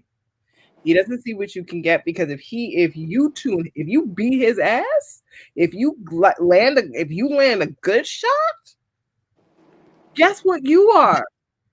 You're now attached to the Joshua train, because that's who wants to come back. Do you vault? Because if you just need to have 2 straight good fights with while everybody else was running around and everybody else is slightly older than you, and you can go, Wilder, Joshua, hi, they need to talk to me. If you can catch Fury on his tail end, this is a fun fight. This is a fun fight. And it's fun because there's all that politicking, but there's also the straight up combat fun of these. Like, this is going to be a great fight to watch because you're going to watch intimate training partners. They're going to put on a clinic. Yeah. What I really like also is I see the joy back in Deontay Wilder for the sport. You know, he talks a lot about how inspired he was when his statue was unveiled in his hometown in Tuscaloosa. It's a really good statue, by the way. Some of these statues don't ever look like the guy they're supposed to be. It really looks like him. And I think it touched something. It lit up something that had died out in him. As he's been promoting the fight, doing media interviews, he's a restored, refreshed personality. He's enthusiastic in all the right ways. He's coming back, I think, for the right reasons. I'm looking forward to this. The buildup has been, respectful, but, there's been some proper digging in by both guys. But yeah, can Robert Helenius possibly present Wilder anything he hasn't already seen? No. And we asked him about it. Do you have any tricks up your sleeve? Trying to figure out if tricks up your sleeve translates well enough into finish for him to get the idea of what we're really talking about. And he said, well, we've been working on some things he's never seen. I have a problem believing that that's true. And most fighters at that level of the sport, that experience, it's pretty hard. It's the old dog and the new tricks. And if the going gets tough, he's going to revert to muscle memory. Absolutely. Wilder's going to. Yeah. Lee. Yes. Once again, you're on fire tonight. Wilder's right hand is harder than that of his statue. You talk to every boxer on the planet and you say to them, especially given that titanium that's all up and down Wilder's right arm. But I think I am looking forward to seeing him back at his best, not worn down, worn out, beaten down, demoralized. The happy warrior's back, and it's really good to see. He's a showman, and the thing about showman is what I will always say, and this is that's why he's such a specific personality. Is he never made there? You'll say a lot of things about Deontay Wilder. You will never say he didn't try and prepare to his best for something. Either to give us like the knock, he knows what his strength is. It's that knockout punch. It's that beautiful hit, because that's how he won before this made him money. Wilder's going to be reinvigorated here. He's got the layoff. He's refreshed, and Helenius is the perfect foil. Nobody gets a lazy fight, which means that it's going to be a great fight. He's the perfect foil for his return. If Wilder can hit you, outside of Fury, outside of possibly Joyce, who got a chin of steel, if Wilder can hit you, he can put you out. And Helenius, he's there to be hit. And once Wilder can get the radar on him, we've seen Helenius put down before.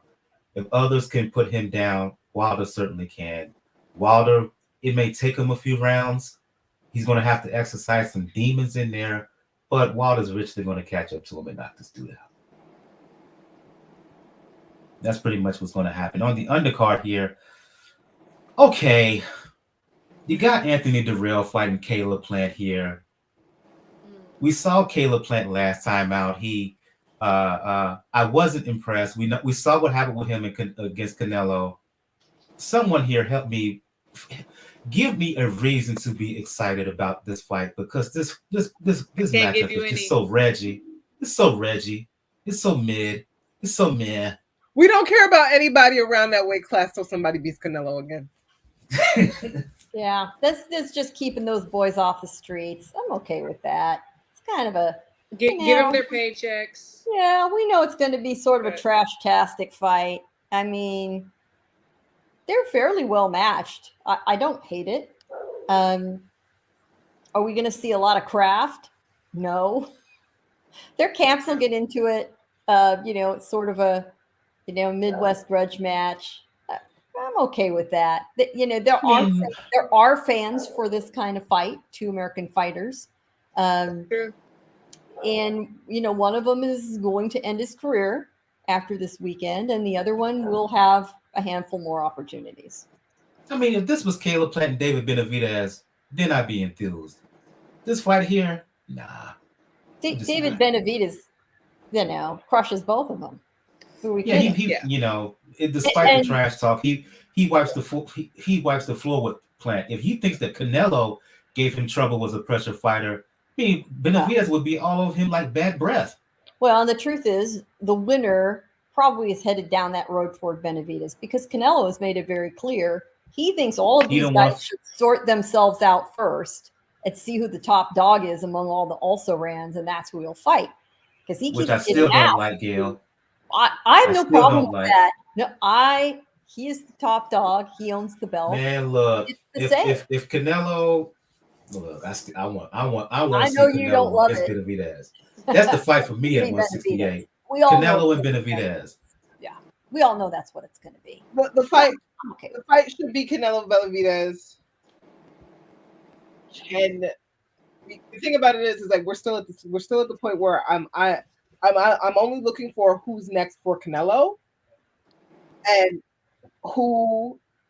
because he ain't beating Bivol. What makes the rematch? He ain't doing it. What makes Benavidez ready for that fight? Like what causes the dominoes to make that thing go off? And that's probably a weight change from somebody. The WB, look, I don't know what happened. The WBC could mandate it in a Canelo.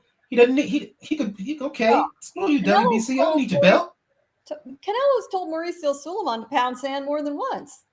Right, sometimes they're friendly. Yeah, he could just basically tell him, kick damn rocks. Yeah, they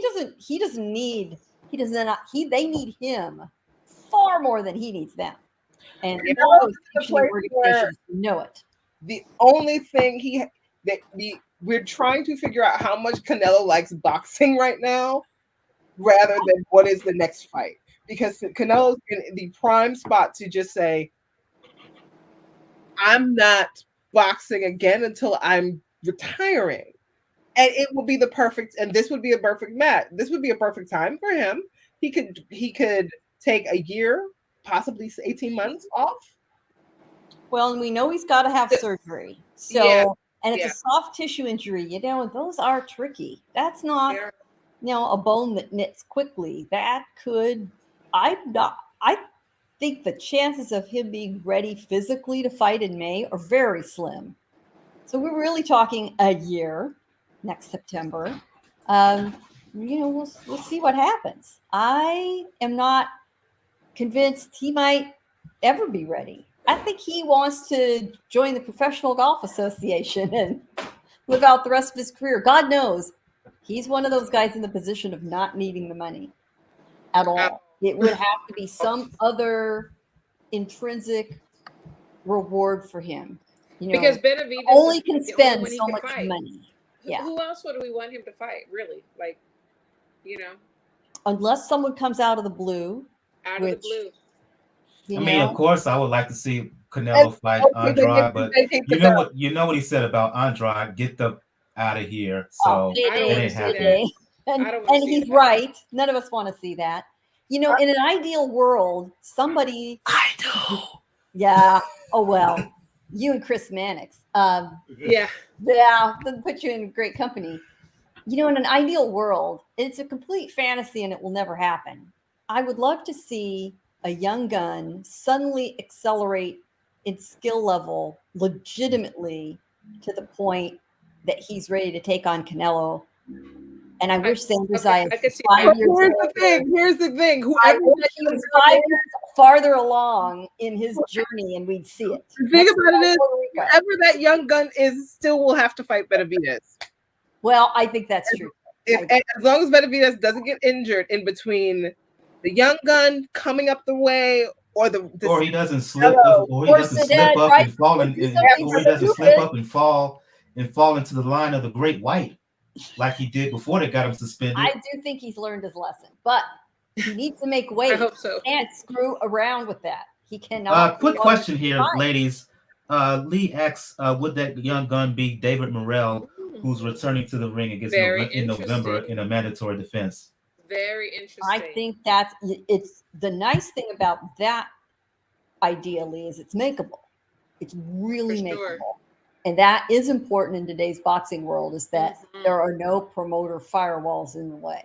Yeah, and Morrell, interestingly enough, him and Benavidez have been doing some back and forth talk with each other about fighting each other. So that's a real possibility. Good I'm question. not mad at that.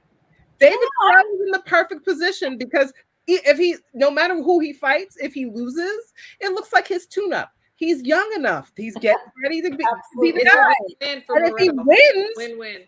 And if he wins, oh wow, he just jumped 3 or 4 spots. And like we said, his next fight, Benavidez. Dare to be great, everybody. Dare to be great. Bam Rodriguez. Dare to be great. Absolutely. Let's move on to the rematch that's going to take place in Australia this past June. Devin Haney went to Kambosos' home country of Australia and just outboxed the mess out of George Kambosos to become undisputed lightweight champion. A simple question for everybody, for you ladies: can anything change here in the rematch? I don't see it. Kambosos, nice win against Teofimo.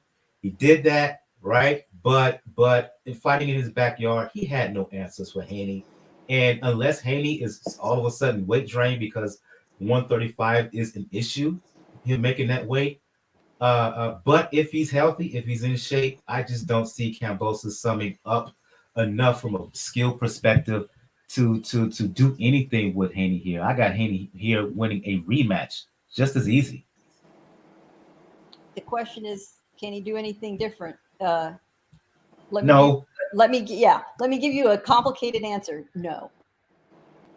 It's going to be round 13 and so on. I saw Haney a few weeks ago in Las Vegas, talked to him, and he's prepared. He's in good shape. He's got the mindset, and he is one of these young fighters willing to take on significant opponents. He was the only one who stepped up. Of everybody that could have taken the Kambosos fight, Haney stepped forward, and he is the little engine that could, quietly chugging away, towards these goals where the other guys are all making a lot of noise. He gets it done. He is not going to be ever a thrill-a-minute kind of wild fighter.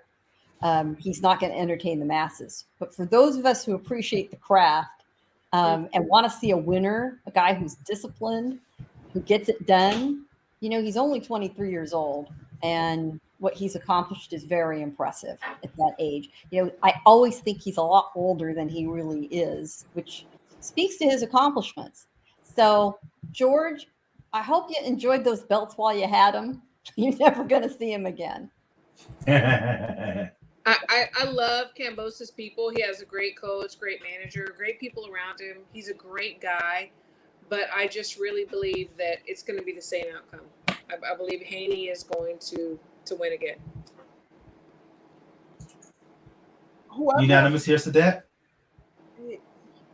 I have to say, is that, like, honestly, since Teofimo, I want all of these people to get better social media managers.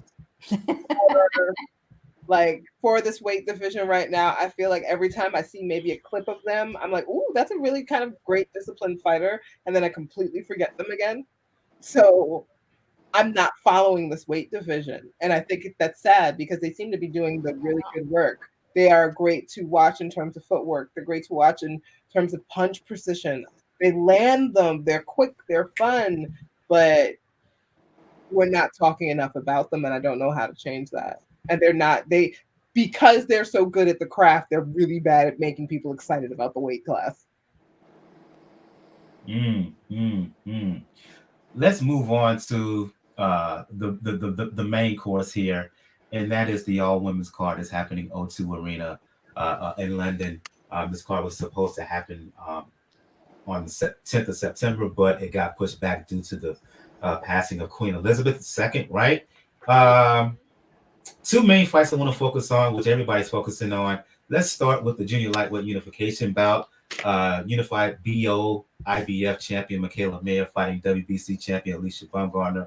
We know they don't like each other. They've been barking at each other for Literally. they've been literally for years, as Baumgardner has said repeatedly, she's going to dog walk Mayer.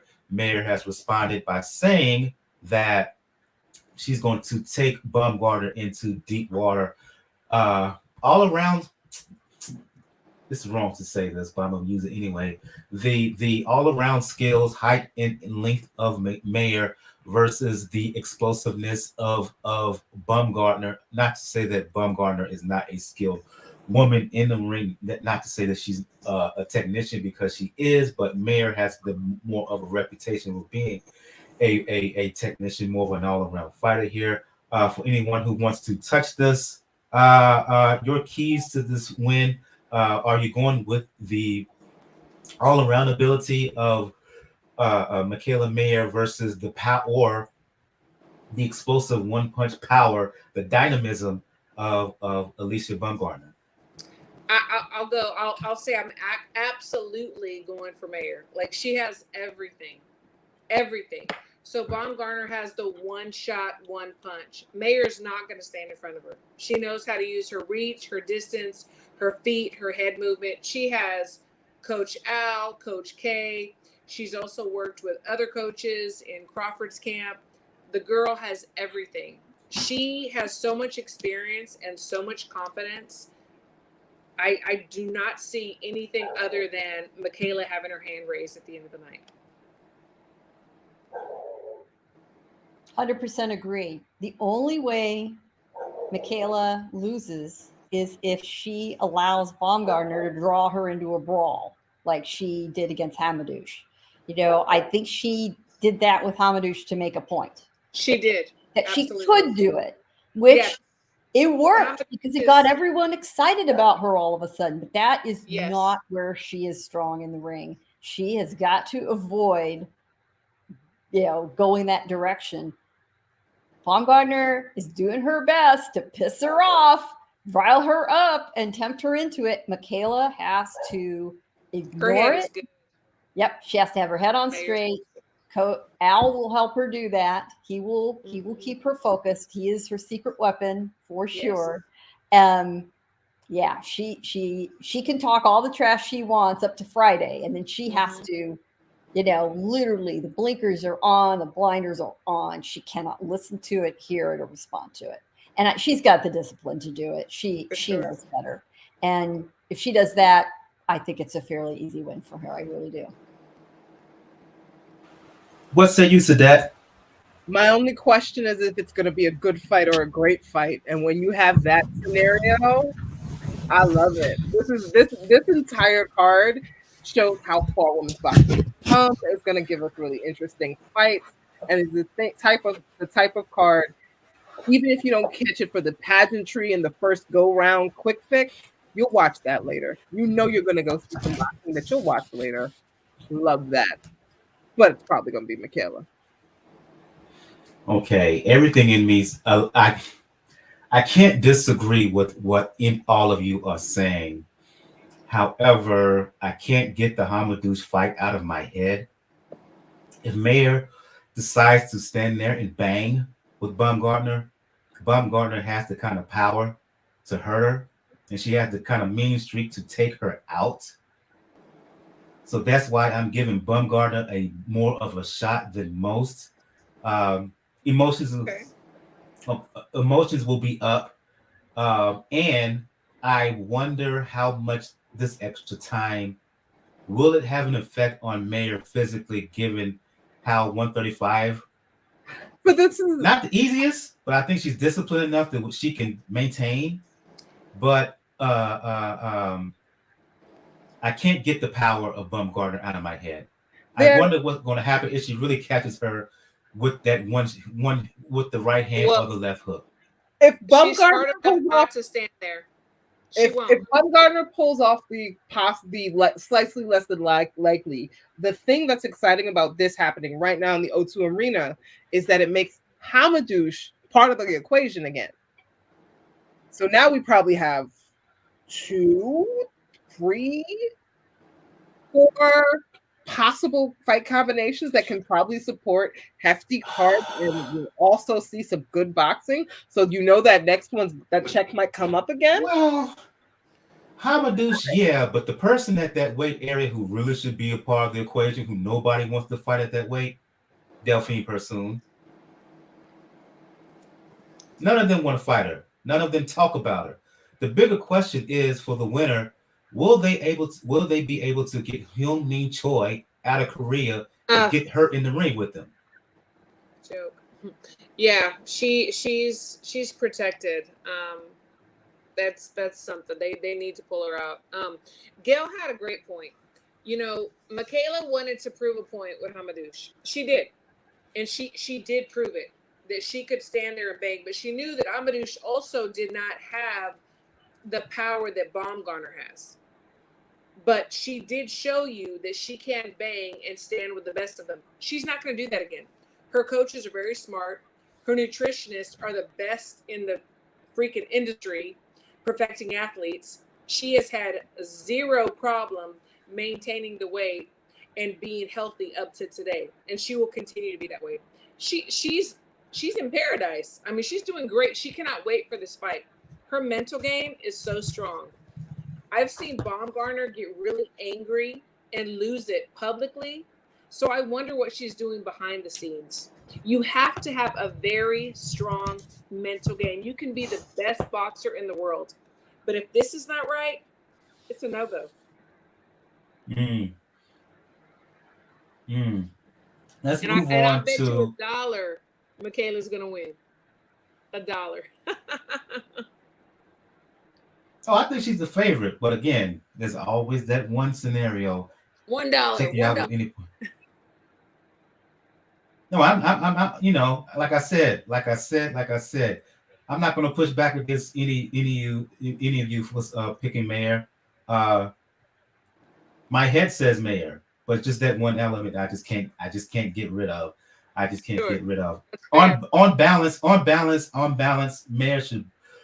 Mayer should box the mess out of her and beat her by decision.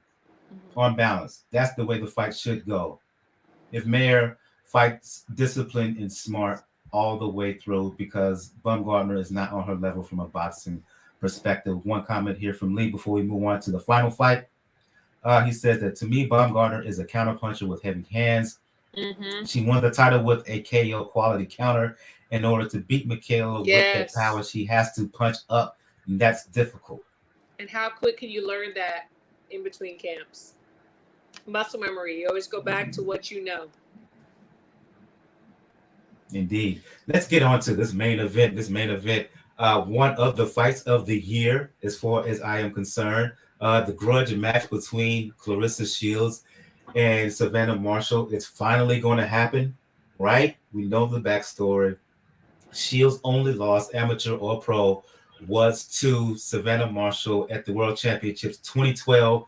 That fight finally popped up on YouTube recently, and it can be disputed whether Marshall really deserved that decision, but that's a discussion for another day. We all know Shields' accomplishments as a pro, prior undisputed champion at 160, also undisputed champion at 154, unified champion at 168.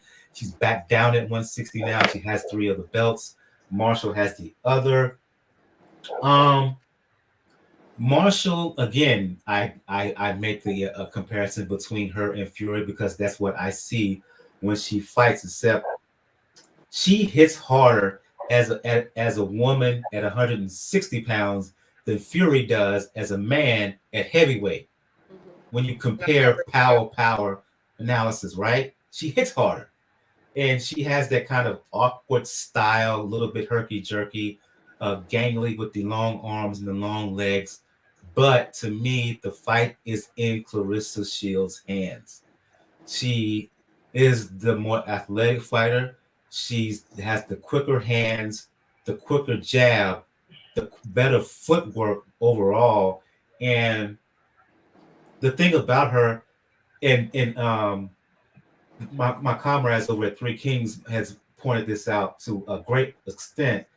Claressa Shields, she got that will. She's a pit bull. She has that irrational confidence, right? She doesn't think of losing. A key moment during this lead up is that during like the little face off, they asked Savannah Marshall, have you ever thought about losing? Marshall said, yeah. And Claressa Shields was like, you done lost the fight already. The fight's mine. And they asked her again, and she kind of repeated herself. And she was like, again, you see right there? I got you. That kind of mental strength, that kind of arrogance, that kind of good stubbornness that all great athletes have, she got it. Mm-hmm. And she always seems to raise the level up in her biggest fights. She holds all the belts. She holds all the things. Like, there is something amazing about this girl, and because of that, we're looking. The only person who can step to her right now in 3 separate weight classes is someone she lost to in 2012. It is 2022, about to be 2023. That is the dominance she has. And this is the fight where no matter what happens, a great story gets told. Either Go ahead. Marshall is the only one, and that we're waiting for the rest of the other girls to figure it out. Or no, wait, sorry. Shields is the only one. Everybody else has to figure it out in 3 separate weight classes. She's about to become a social media phenomenon. She's thinking about that. She would be a media phenomenon. She has vanquished all of her dragons. Or Marshall is the one problem Claressa Shields can't solve. We've got about 3 or 4 new fighters who can make something happen for Sarah Marshall's pockets before their rematch and start making its own division. This is exciting. Christine, Gail? You know, Marshall is her knockout ratio. Look at BoxRec. She has a higher percentage. She's very strong. She can box. But like you said, Shields has the mental capacity. It honestly, for me, it's 50-50. You know, I'm going to pick Shields because, you know, Team USA, Olympian, USA. But it comes down to who is in the right mental capacity, mental space the night of the fight. Who controls the jab? Yeah, this is a very close fight. This is 50-50 because they both bring a lot. I agree that Shields is very strong mentally, and that plays an important role. Lee, what Lee said, my husband is like right there with you, Lee. But I have to pull for Shields. But yes, it's 50-50. You know, it really is. It's not a clear shot. It's not. If you know Marshall and her amateur career and her pro career and her knockout percentage and everything, it's like you can't say that it's anything but 50-50. You can't. And before I go to you, Gail, let me read Lee's comments here for those because I will put this up on other platforms other than YouTube. Let me read Lee's comments here. He says that my pick Marshall by decision. Too many factors favor Marshall: height, reach, power, home ring advantage, staying in one's time zone the whole time, and Shields having to win 7 rounds to clinch the win. He also says here that, but one can also say that Savannah is a realist while Shields is avoiding the reality of a possible loss. How crushing would a loss be to Shields if she never thinks about the possibility? I'll leave that with you, Gail, in terms of your breakdown. Very similar to Mayer, Shields cannot get drawn into a brawl with Savannah Marshall. Savannah Marshall has an 8-fight knockout streak, stoppage streak. To your point, her knockout percentage is 83.33%. That is extraordinary for a woman's professional boxer. Absolutely amazing. Yes. So this is not the fight that Claressa wants. And the truth is, she has the boxing skills to win. But the cards are stacked against her. Lee is right. She's in her opponent's home country with the home crowd, with the home cooking, with the judges hearing the crowd going nuts. And it's going to be, in my mind, very similar to Dimitri Bivol going in against Canelo Alvarez. It has to be a similar fight. And she can't just win 7 rounds. She's got to win 8 or 9 to squeak it out of the cards, exactly like Bivol did against Canelo. Every one of us ringside gave Bivol 9 or 10 rounds, and the judges gave him 7. And we were thinking, what fight were you watching? Right. That's what she's up against. Yes. I do think she can do it. But she cannot get rattled. She has to keep her head on straight. And she really does need to go back in time to think about what fueled her during her amateur career. Those are the skills she can really rely on. And she can also put in her mind the fact that, yes, she lost to Marshall, but eventually she won. She beat every opponent who beat Marshall on her road to those medals. People don't realize the journey. It's just that one oddball fight prior to the Olympics, and I like to say that's the fight that got her quote. Well, it did. It bugs her. I also think the fact that she has dabbled in mixed martial arts and has a loss there and has had some humbling of her skills, I think that's to her benefit, because she does know what it's like to lose a professional fight. And maybe in her mind, she rationalizes, well, it was MMA, I'm new there. But, it didn't devastate her. She's going to pick up, learn, carry on. There's money to be made there. She's exhausting her avenues in boxing. She really has. There's not a lot left for her to do. I'd really like to see a rematch Franchon Cruz deserve, but that's another story. I think she can do it. And I hate to think of my, national ties coloring my opinion, but I think this is the biggest fight of her career. It really is. She's got so much to prove. She just has to keep her head on straight and she can't bang with her. She can't do it, or she'll be in trouble. But I do think, again, because of her mixed martial arts experience, I think she can take a punch. The fact that we haven't seen it doesn't mean it isn't possible. Whatever the outcome, I am really looking forward to it. I hope there is a clear winner one way or the other. I think that we have I think that's the actual thing that's going to be really exciting about this fight. We're going to have a clear winner one way or the other, like period. Someone will either be so technically proficient that they avoided a knockout multiple times, or someone's probably going to get knocked out. So if Claressa Shields wins, she was more technically proficient. If Claressa Shields loses, Marshall probably knocked her out. That is the odds for a great fight. I agree. And I have to correct my comment. I am a boxing fan, and when I said USA, I didn't mean necessarily where I come from. It means there's kind of a sisterhood for Team USA. So she's Team USA, so I will always cheer for Team USA.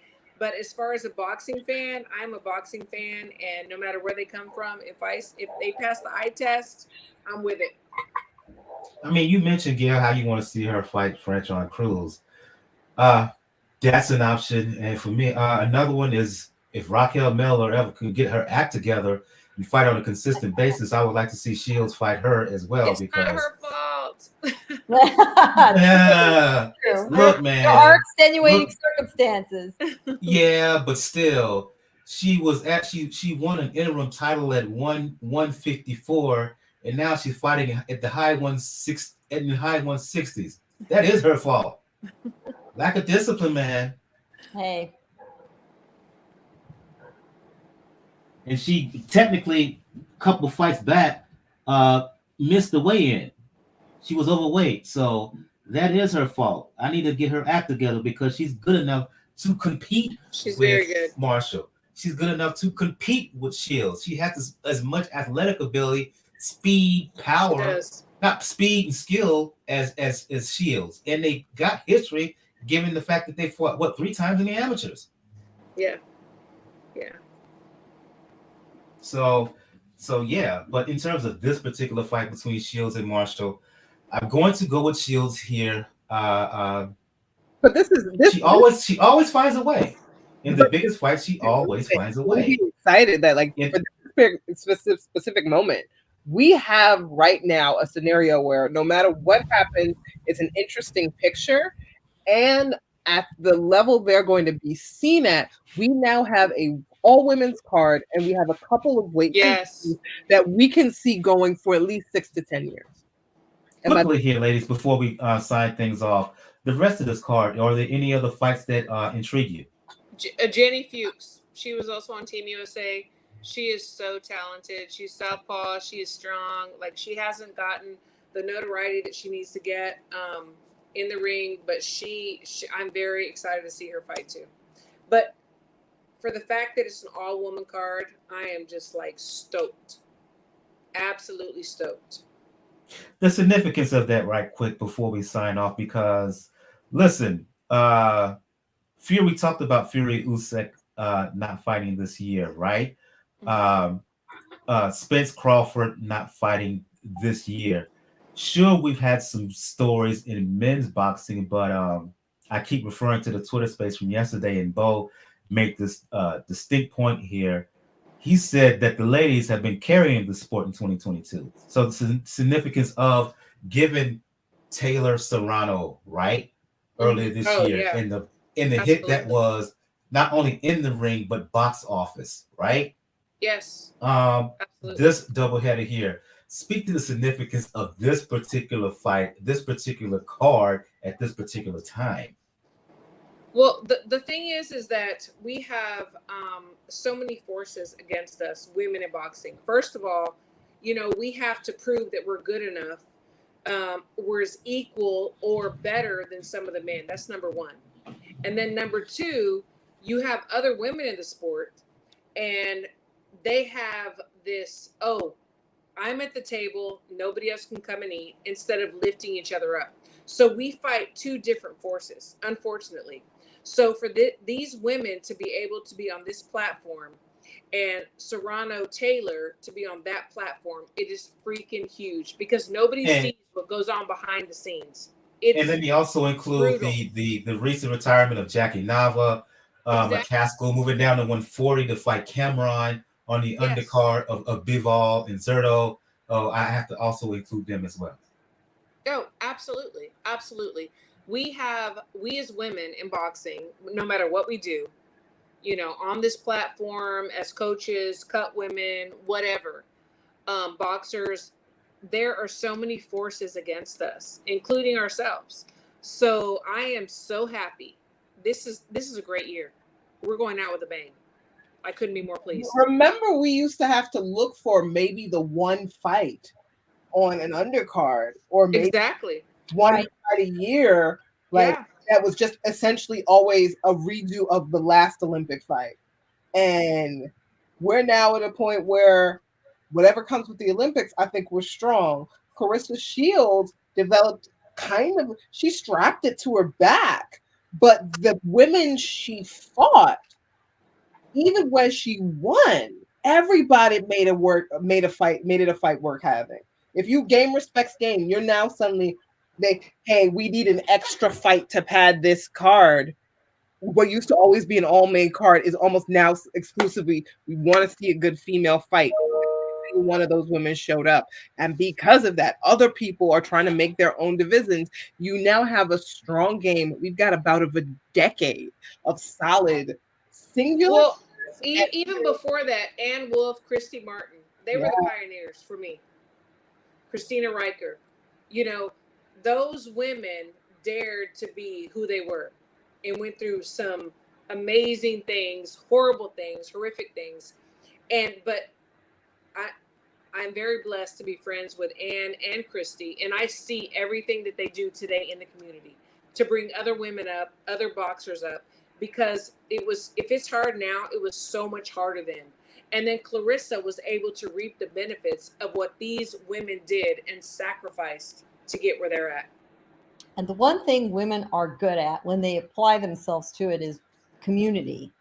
We Yes. know how to circle the wagons and organize and lift each other up in a way that Yes. men don't. You know, there's a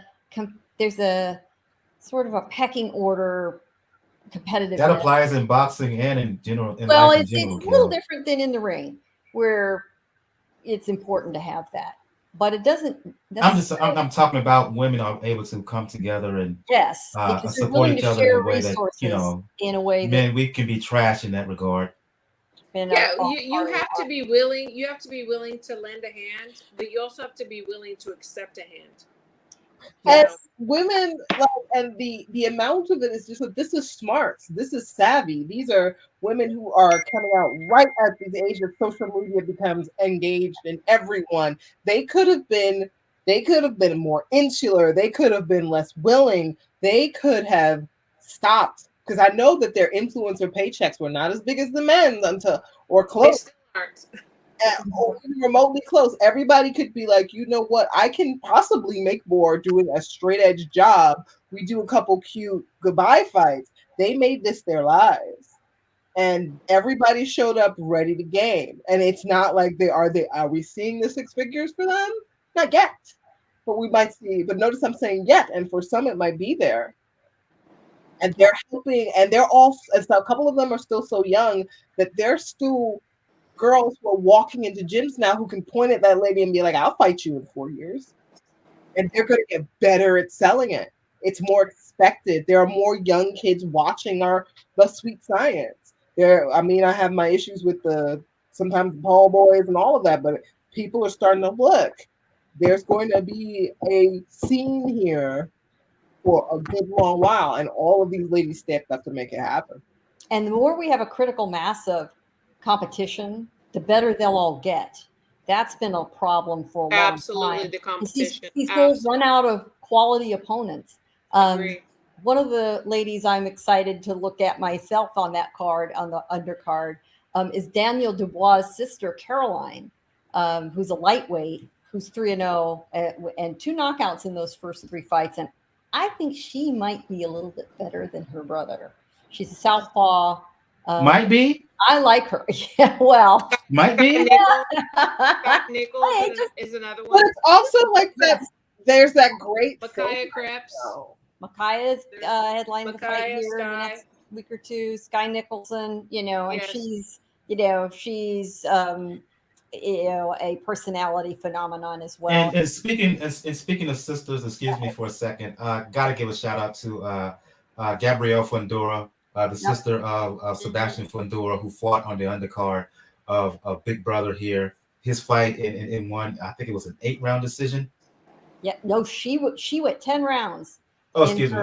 Thanks for the correction. 10 rounds. 10 rounds in her, I think, 9th or 10th professional fight. And she's inching towards a title shot, at bantamweight, and like her brother, very, very tall for that division, 5'9", taller than most male bantam, and just about any other male bantamweight. 5'9" at 115. That's just, I envy the metabolism of the Fundora. She's also a stork with boxing gloves, just like they look like twins. It's yeah. Right. She's younger, and if you ask Sebastian, he'll tell you she's better than he is. I mean, I think I agree. I think so. And she's very good. Her punching accuracy is very impressive. And it's very might have the power. I mean, given how tall and thin she is, but boy, she's got it all. If she can just add a tiny bit of strength, she's just going to be devastating. But I'm also just super excited because it looks like we might have boxing has moved around. There are people who are much more theatrical, doing much harder punches, stuff. Stylebender and McGregor, they've been going at it. But there is a moment that I keep seeing that's possible for women's boxing that we've seen a lot in the women's NBA for the past 5 years, is that I'm noticing more and more mainstream male sports fans look at a card, and once, if they're not talking about the upper card, when they say, they are almost unanimously putting the women's card or the one woman's fight in their top 3. some of them are. I think that's an interesting thing to see happen. I think thoughtful, serious male sports fans, are kind of sick of the attitude issues of some of these very well played pros, and they see a little more purity in the game when they're watching women's professional basketball, women's professional soccer, and they watch it and they think, damn, this is entertaining and it's competitive and they're good.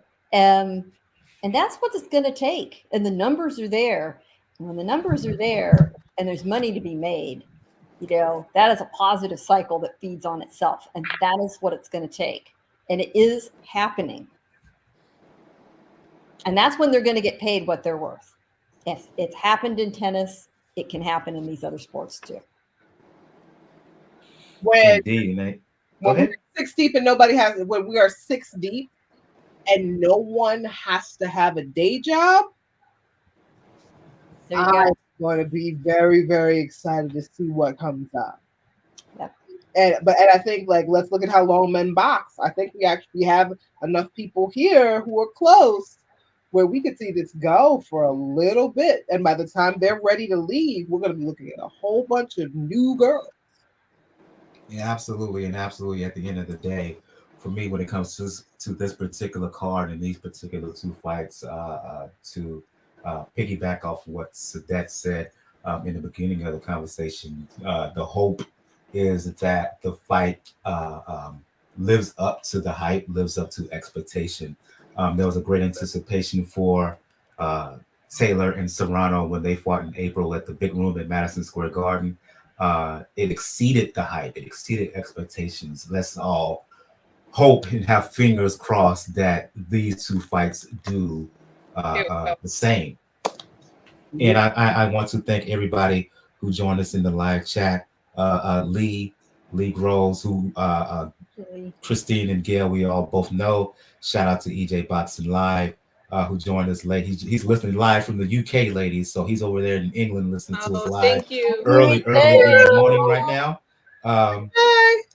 Shout out to C. Manzo, who joined us early. Yes. Rodolfo Sawan, Boxing and Barbecue. Thank you, Janelle Lopez.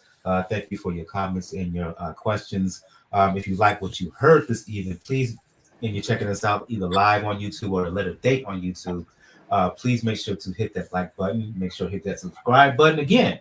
To do so, it'll up our numbers. It'll get us closer and closer to being monetized. Just give a quick word here.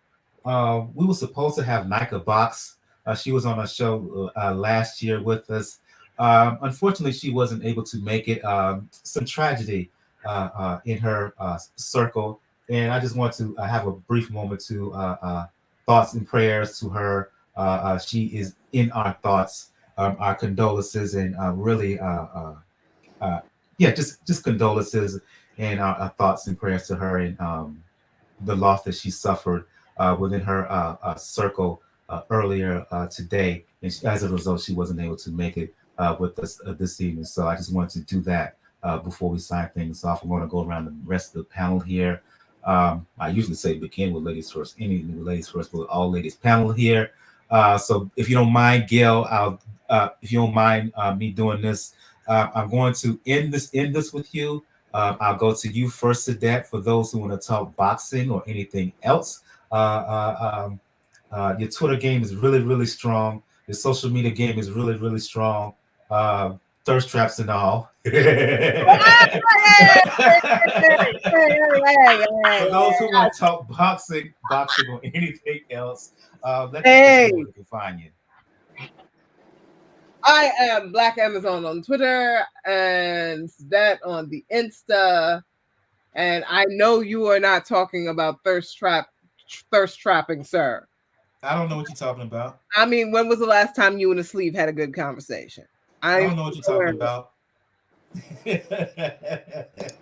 I'll go to you, the coach. That one. The coach in the ring with Christine, for those who want to talk boxing. For those who want to check out your event that you're holding in November, let the folks know where they can hit you up.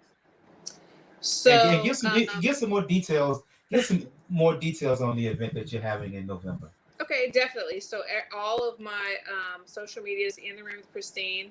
And I have to mention every Wednesdays, we have Women Crushing It Wednesdays with my girls, including Nika, Esmeralda, Nancy. We talk boxing. We have some great guests, or sometimes we just talk amongst ourselves. And It's subscribers laid of the back. Pound for Pound Boxing Report, please subscribe to our show.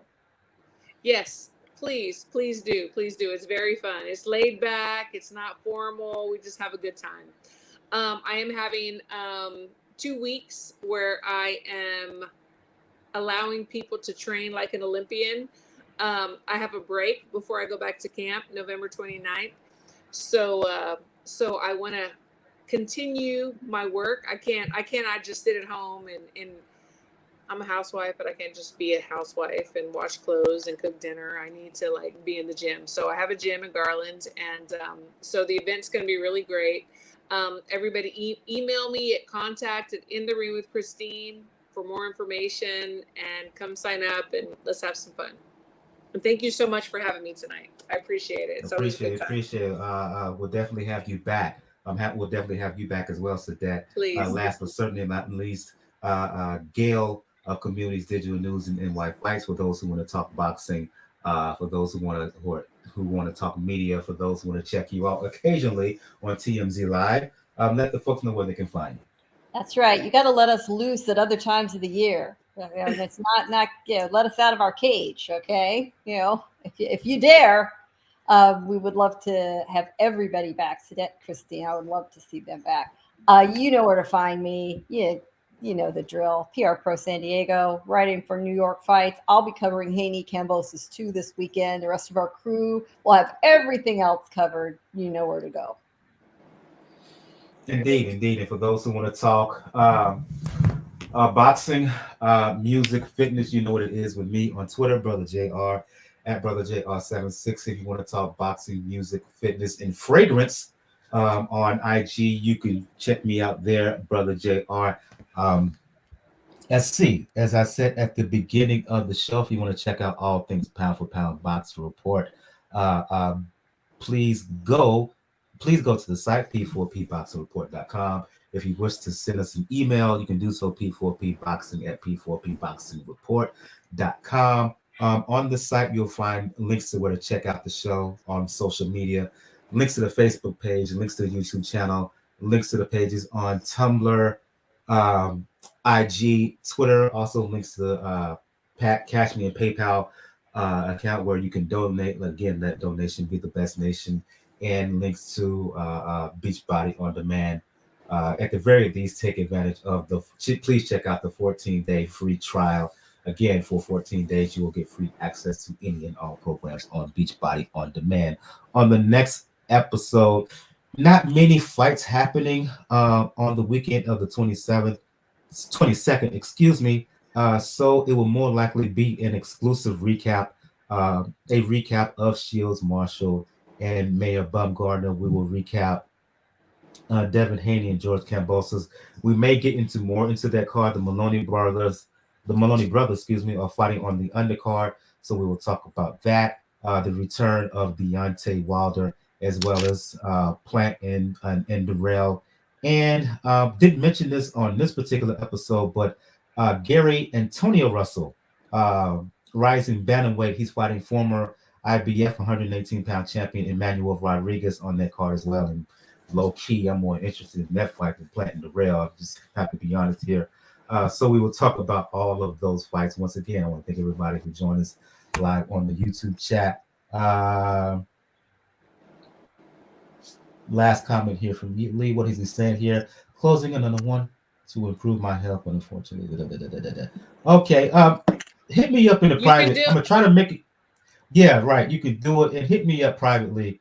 I'm gonna try to make it to the private boxing writer talk that we have every Friday evening. And we could talk about that, Lee, for sure. But again, thank everybody who joined us on live on YouTube for their questions and comments. For Sadat, for In the Ring with Christine, for Gail of NY Fights, and Communities Digital News. I am your host, Michael. This has been episode 380, the latest rendition of the Ladies Love Boxing series. We will see you next time. Everyone, have a good evening. Good Have a night. good evening, y'all. Good night. All right. Thank you all.